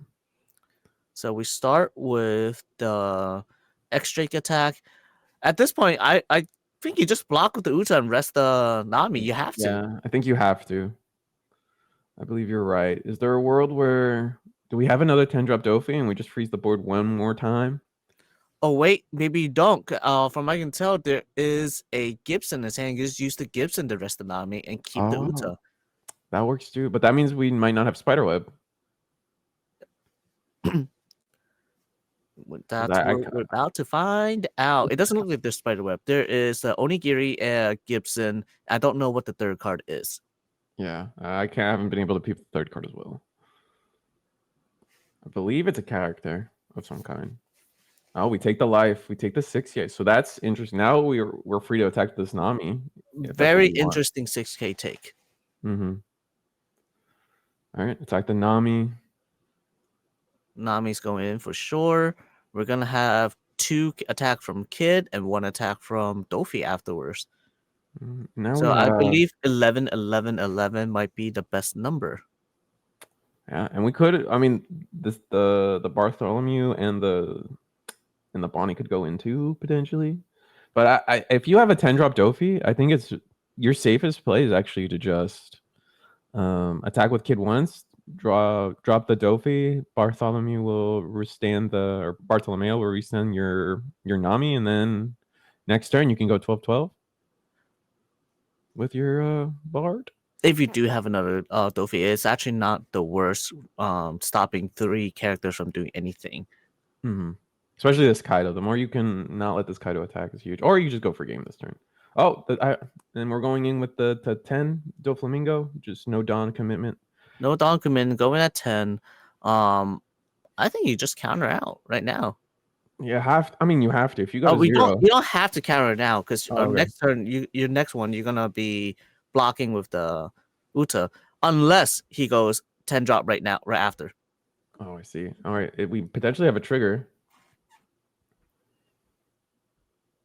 He's thinking. Okay, goes to hand. So a 10 drop here is perfectly fine. You're stopping 3 bodies from attacking you. Uta and Buena Festa will not be able to really get through a life plus X amount of cards in hand. Oh, all right. Is it? Drop. Oh, but not attacking with the Kid at the end. He felt no. I don't know why he didn't attack with it. I feel like he should have just attacked with it. It is still a 5k hit. It's taking one card from hand no matter what. But another 10 drop here should right here. It should be game. There's only 9 Dawn remaining. Very unlikely to come back. Yeah, and then the aggression's too much. 2 10k or 2 10 drop Doflamingos on top of Kid himself being able to go 12-12 twice. Yep. Yeah, and one of the reasons why you don't attack here is a potential spider web in here. Because if he attacks and there's a spider web, you save the Luffy. Oh, I see. And then you end up having a Luffy and a Uta to deal with 7 Dawn. That would be a potential lethal attack coming at him. And we know he still has those Luffys in his hand. We know the Luffy is still a dead card in his hand. So that's automatically taking cards out. Yeah, that makes sense. And with 1 life left, is there a world where I see what you're saying? Because I think potentially the Buena Fiesta and the Uta could just go in for game. I think you'd have to go for it, right? You just have to go for it. You go 7/7 is just the best number, but even at that point, I think he just counters out because there's 5 cards in hand. So then you just have to play defensive, but you have no real cards to do that. Yep. This is 9 Dawn. It should be 9 Dawn. Yep, 9 Dawn. We know he has at least 2 events in hand. But you're gonna have a kid come at you with 12k twice. We have 2 Doffys come at you at 10k. So another thing to think about too from the last turn from the kid is when they didn't attack with their leader. And if you're worried about Onigiri, is there a world where you don't attack specifically so they don't get the extra character off of Onigiri? There's also that too. So he's playing around to his outs. He knows not to attack when he doesn't need to attack. I feel like he should have used those counters earlier without taking the life, so then he can set up instead. So instead of playing into the Doffy, you can play into the blocker, Luffy. All right, so we're looking through the trash, trying to see what our opponent could possibly have. What is it? We got X-Drake. A lot of stuff's gone. I think fundamentally they just allowed this Bonnie to give too many cards to Kid. Bonnie had a little too much value there. And then basically every card they used or they got out of the Bonnie was used to protect the Nami, and then the Nami was drawing cards for free the whole game. Yeah, it looks like there's 4 events in hand, so that's every Dawn possible. All right, just pass turn. They could play the Usopp, but they're just gonna play the Usopp off of Onigiri anyway. Yeah, I think it's just they're gonna attack with their blocker. Yeah, he's going for the 7/7. He has to go for it right now. All right, 7/7. Do they have it? I imagine they do. I imagine they do this. 2, 3. It's all 1Ks, but it's it. Yeah, and 1K, 3 1Ks more than enough. Yeah, and we shake the hand and move on. Aandroidd Rivera takes it with Kid. That confirms only 2 more rounds. 1 more round. Let's see. There will be 2 next round is final round. There's only 2 undefeateds left. It is Kata versus I don't know what yet. Katakuri versus Law. So we should be expecting Law to take it probably. Katakuri is top 4. We're losing bets. This is great. So Katakuri versus Law. It is that's a very Law favored matchup too, right? Very, very Law favorite. Very, very Law favorite. Potentially trying to set up an interview for you guys because I've been loving the interviews. It's kind of fun to watch it happen in front of me. Yeah, we want to get the player perspective. We want to see what the thought process was during the game and towards the end game. And I would really love if we could ask why they didn't attack with leader. If they forgot or they actually were playing around Onigiri. I do believe playing around Onigiri, playing around the restand, that is what because if you attack into the restand, you're gonna lose. Did you have Uta swing at you? You have a Luffy swing at you. You lose that turn the moment you attack into the restand. Got you. I guess that makes sense. Yeah, because he's playing to his out. He knows what he loses to. So instead of playing into something you're gonna lose to right away, I'd rather be, all right, I'm going to be safe. I don't need to attack. I freeze your body. I win next turn instead. And I know I'm going to win with 2 10 drops and a 12-12. And you're not at 9 down. You're only going to be at 9 down, so you don't even have the option to use the flamingo back at me. Correct. Yeah, and you're right. at worst case, even if it was like a Thunder Bagua, and then he goes, all right, now I'm at 10. Now I get to play the 10 drop. I freeze your board. You can't finish me off anymore. Again, yeah. All right. So the interview is set up. We're going to have them take over. All right, I'm here with Aandroidd, the player responsible for only one more round now. You were the down pair. You were able to snipe our 5th undefeated to X1. So how are you feeling right now? I'm still nervous. Yeah. But it feels great. Yeah. I get to go home sooner. Yeah, it's early. It's, Frankie looks like a supernova sometimes, but he definitely isn't, right? Yeah, I was nervous. I was like, oh, Frankie, never mind. No.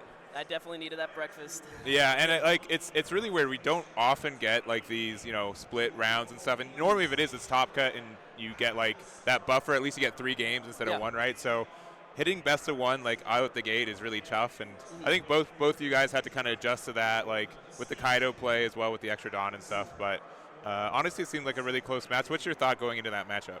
So I teched in X-Drakes, like 4 X-Drakes. Sure. Just to counter yellow and to counter green Doffy. Yeah. Just green purple Doffy, just to get the Nami as soon as they tap it. Because I can't give them a chance to like restand it and like keep getting draws. Sure. And I was pretty lucky that he didn't see Guild Tesoro. Because sometimes that card alone just wins games. Yeah. And it looked like I've been seeing more of the meta and like I don't know if you saw the Top Cut winning event backlist. So it's running more of like the fast package. So no 10 drops, just the 9 drop Kaidos, which we did see for that one. So I think it's a new build that people are trying out, and it's obviously been doing well. But I think that's something that you need to know what you think is going to be the meta, and that 3-drop Nami is definitely something you want to try to snipe out as soon as possible. Yep. Especially in a 11-round tournament. Yeah. You want with no top cut, you want to make a deck that's really consistent. Yeah. That you can maybe lose 1 game, but you still feel confident with Sure. Yeah, and right. Yeah. Right now you were what 8-1, right? Yes. What was your one loss for? It was to Queen. Oh, interesting. Okay. Yeah. So I have not played that matchup a lot. I kind of guessed how to play it midway. Yeah. And I was like, I think I should have gone wider. Yeah. And not go too aggressive. Sure. That's just what Queen wants. Obviously, and Queen does kind of play every matchup differently, so I do think that, and Queen would probably not be as on my radar as a deck that I think would be very common for this event either. So obviously Katakuri is on a lot of people's radars and everything else, but do you feel confident in that matchup as well? Katakuri? Yeah. Yes. I feel like just trying to play around Thunderbolt early and then Beige late game is a good recipe for success. And the X-Drakes too, just get their bodies out of the way so they can't. They're like green. Yeah. They depend a lot on the board. Yeah. When they get their board removed, they feel a lot weaker. Yeah. So I apply the same tactics. tactics. Sure. Yeah. For sure. Well, we've got one more round now, so finals. What are you hoping to see in that final round? A Katakuri or a Nami. Katakuri or Nami. If there is an X1. Yeah. Yes. One thing. So, chat was talking about like that your final turn. You didn't attack with leader, right? Yes. What was the decision on that one? He did tell me that if I went all in, I would have lost because he had enough counters. I just did not want him to get a chance to spiderweb right at the last attack. Yeah. So I prefer to play it safe. Yeah. Even if it's 1 card more that he has in his hand, I'm pretty sure if he doesn't go for game, I have the game next. Yeah. Time. And that's what we were thinking. But it was like, wow, did he forget to attack with leader or something? But I think that's really insightful. And or even like Thunder Bagua is my thought. Like could ramp them up to Doffy next turn or something. So I think to us it was clear it was a decision and not a forgetful. And I want to make sure that was true. And I think I didn't restand Nami twice. Yeah. With Bardo, I was trying to see if she can act as a blocker. Sure. It never worked, but I think that was still the right play. Yeah. Because he kept attacking my face, and Nami just kept drawing me cards. Sure. maybe, but I didn't need it in the end. So. Sure, definitely. Well, cool. Well, thank you very much. Good luck in your final round. We'll be back. Our finals are going to be Katakuri versus Law, so we'll put a prediction on there as well, and we'll see what that looks like. So give us a minute, and we will be right back.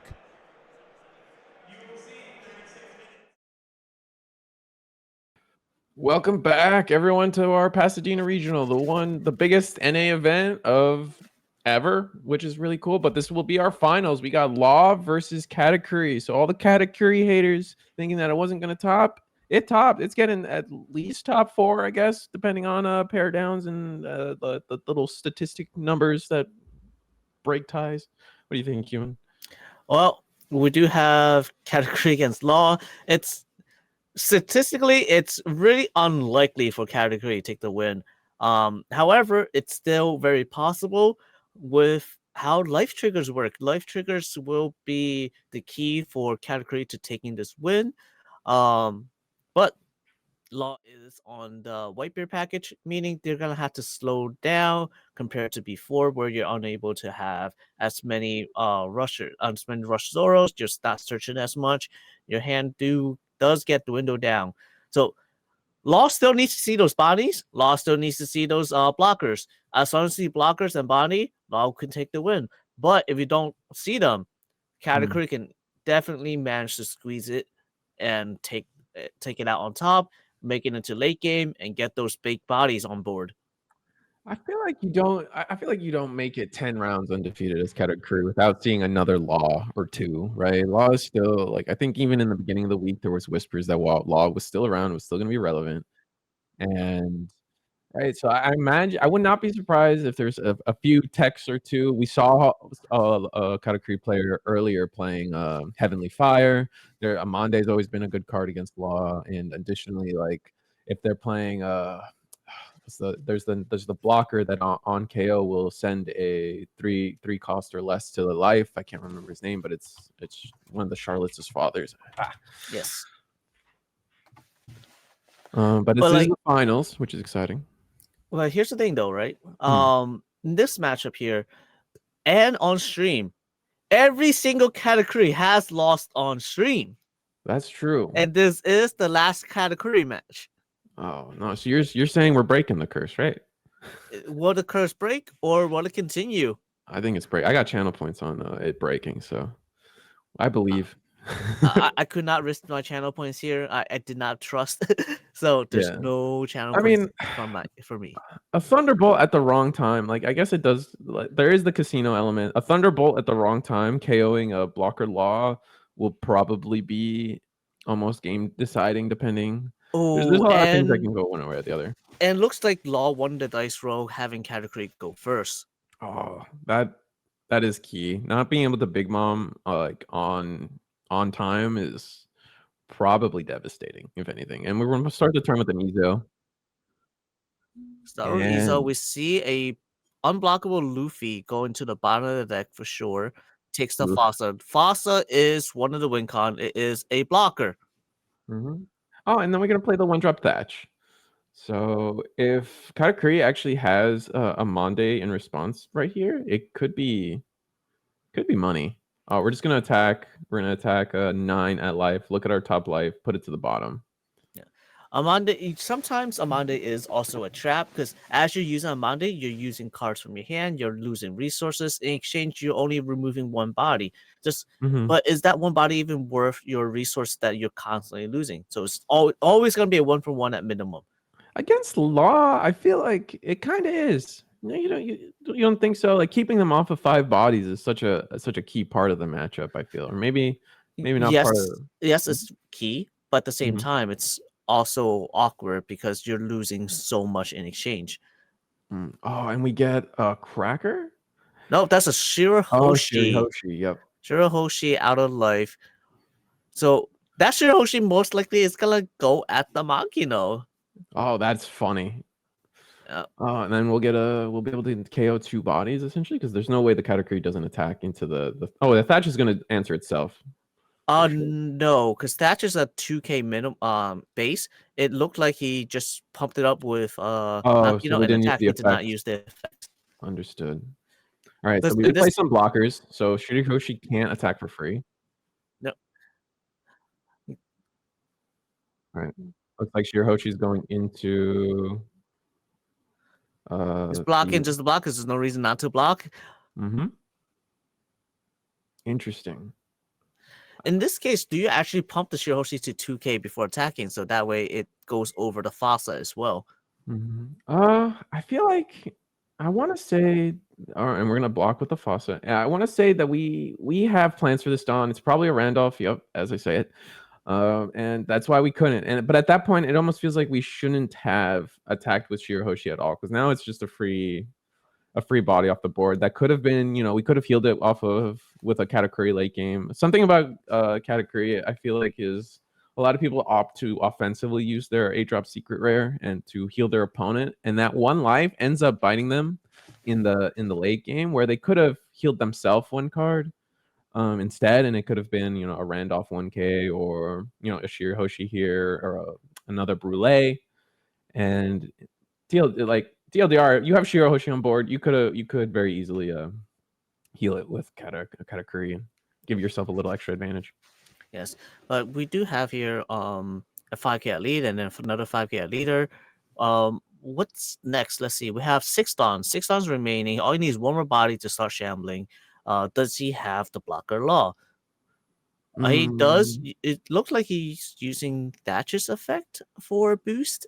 That's what the pointing signals to me, but it could be that they're just talking out something. We'll see for sure if we go in, and we're definitely going in. Opting not to attack the Shirihoshi, which this is going to be 6 plus 2. This is going to be 8K at least. I believe that is a 7K. Oh, okay.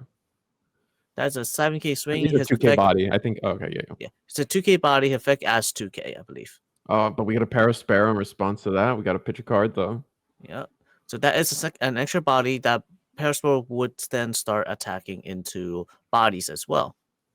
And we have 3 Dawn left. So if we have a 1-cost character, which we do, we shambles, and we're gonna shambles away the Thatch. Pretty simple. It does have another blocker out. Blocker is essential here to take out. Thatch, blocker law takes saves the Ezo, replay Ezo to search. Just like how you were if you were playing the old build where you're having Nami, you're searching with Ezo instead of Nami. That's the difference. The biggest difference, the biggest nerf is the switching to Ezo. The Nami, the Luffy Zoro package was both considered a Straw Hat and a Supernova, so which it added that level of like extra consistency to when you were searching your searcher package. But with Nami gone, switching to the Whitebeard package seems to be just adding another level of aggression, that a different type of aggression that Law can just dish out. Now we're attacking into the Makino again with our Shirihoshi. Yeah. So will he turn a blocker sideways? He does turn a blocker sideways. He does. So now, if you're Katakuri, you have 7 Dawn. 7 Dawn, 3 attacks. So first attack at. All right. So blocks with the law. Block it free. Do we attack this blocker law now that it's sideways? It might just be too, like... I think you just constantly keep on removing bodies. You need to remove bodies more than the law itself. The law you can deal with later on. Fair enough. So at this point, there's no point in pumping the body. You just attack into the blocker. Attack into the beige. Okay. And we still it did not matter. He still lose the beige regardless. Yeah. And then we knew a beige was going no matter what. So at that point... It's better to guarantee removing a beige rather than potentially him discarding a 2K counter to keep the law alive and having an extra body. I kind of agree. That's kind of the play I would have gone. Just attack the guaranteed KO. But we're gonna end the turn with a 7-drop mom. Law opts to trash a life, which I believe is the correct play. You got 2 blockers on board. Law's a very defensive deck. Sure, you're not getting the extra card in your hand, but your opponent going to 3 is kind of scary. It's going 5 at Paraspero. Interesting. So we got 8 done, and we're planning to use all of it, I guess. I mean, That's it's the a lot. We're 1K always out using of all our hand. done. He's down to 4 cards in hand, and two life, 4 cards in hand. This is a big Trappers board. used. The board is there. He has big bodies on board, but he needs to put in pressure. There's not enough pressure at life right now. He's going to 9 next. When he's going to 9, that means following turn, you can go to 10. He's going to start playing 10 drop Big Mom if he stays healthy like this. So the pressure needs to go in. As long as the pressure's there, he won't be able to drop a 10 drop Big Mom. But let's find out. Blocker Law going in for 9. 9 going at the Randolph. He's saying, all right, drop 2 cards or lose the Randolph. But the thing is, he's at 5 more Dawn left. That's a restand law. That is a restand law, and they can go back in, or they could just keep it up defensive out. We're just going to give up the Randolph. It gives up the Randolph. Will he play a restand law here? Restand law and then go into Espira. Oh no, 1 drop thatch. We can still. He can just play bodies and then Shambles the restand. So play 2 costs. Yep. Fossa. Shambles. Yep. Restand Takes law. The restand law just like that. And going at leader this time. He needs to apply pressure. He doesn't need to worry about the Espira anymore. All right. That's now 2 blockers on board that you have to deal with. That's a 9K swing. I think you just take that. You can't block it on 9K swing and lose 3 more cards in your hand. You only have 4 cards left. And the next turn, you have 3 bodies to try to go into this this law. I feel like Katakuri should. We don't know the list, but there is a risk that you put your opponent to less life, and then they can use Rush Katakuri to get an attacker that we weren't expecting. That's very possible as well. However, now that you're at I think the law is at 2 life with 2 blockers. That's really tough to deal with. You can't really win from this backup, from this position. There's no actual win condition right now, unless you can remove full blockers and get 3 attacks in. That's not feasible at this point. Yeah, we're gonna play a pudding, so we still have 8 done left. Secret Rare Katakuri is still a potential, potential.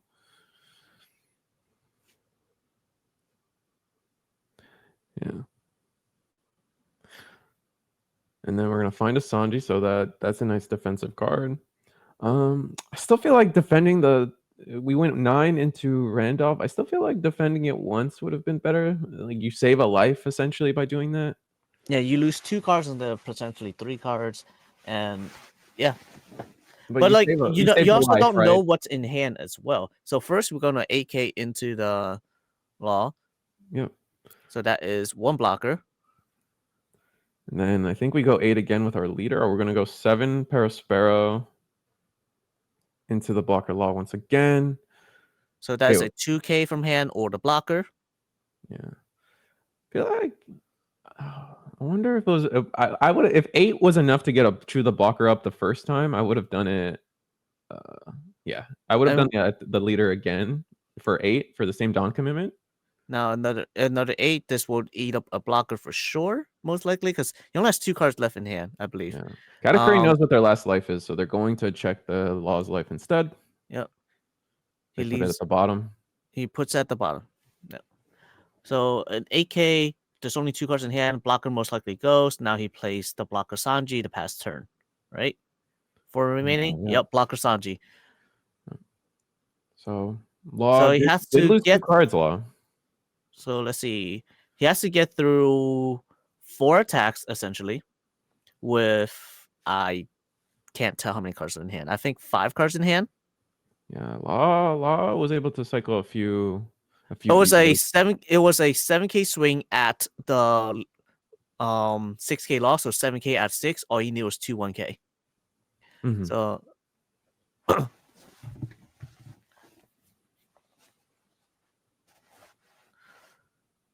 right, Ezo. What's he grabbing with the Ezo? He needs to get the cards back up and be able to shambles the laws. Damn, it whiffed. Did he whiff with the Ezo? It must have whiffed with it was a whiff. It was a whiff because he only has 2 cards in hand. His draw for turn would have been at 3. So first 7K swing. It looks like he has to win this turn. Yeah, no, I agree. This is, I mean, can they live on return? I mean, I don't think you can survive on return because there's a 8-cost bomb, there's a 7-cost bomb on board. There's a Espira, there's a Sanji, and you have your leader. That's 4 attacks going at 2 life and 2 cards in hand. Oh yeah, It's very, very unlikely. Yeah. Oh, Thunderbolt. He put the Thunderbolt and has his last life hitting the blocker law. That's one less devastating attack coming at you. Oh my god, that's so huge. And then that's gonna warp the math. With only 2 cards, you can't get to 5 characters on board and still shambles unless one of these cards is a Searcher Bonnie. So at this point, he has to have an unblockable Luffy and going for a big swing. We're gonna attack 5, I imagine, at lead, just forcing cards out of our opponent's hand. He's trying to play as, all right, does he have the unblockable Luffy? Because if he does, it takes a 2K out of hand. If he has the unblockable Luffy, yeah, unblockable he Luffy. does. He's going for a 9K swing. That's definitely game, right? 9K swing. 2K, never mind. 2K, 1K, 2K.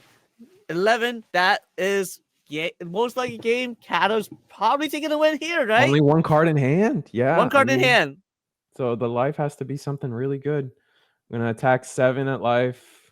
We know we have perfect information on what the life is now if the Katakuri remembers it, and he's just gonna pass it up. It's a beige last card, and then the other card was I can't quite tell. That's game.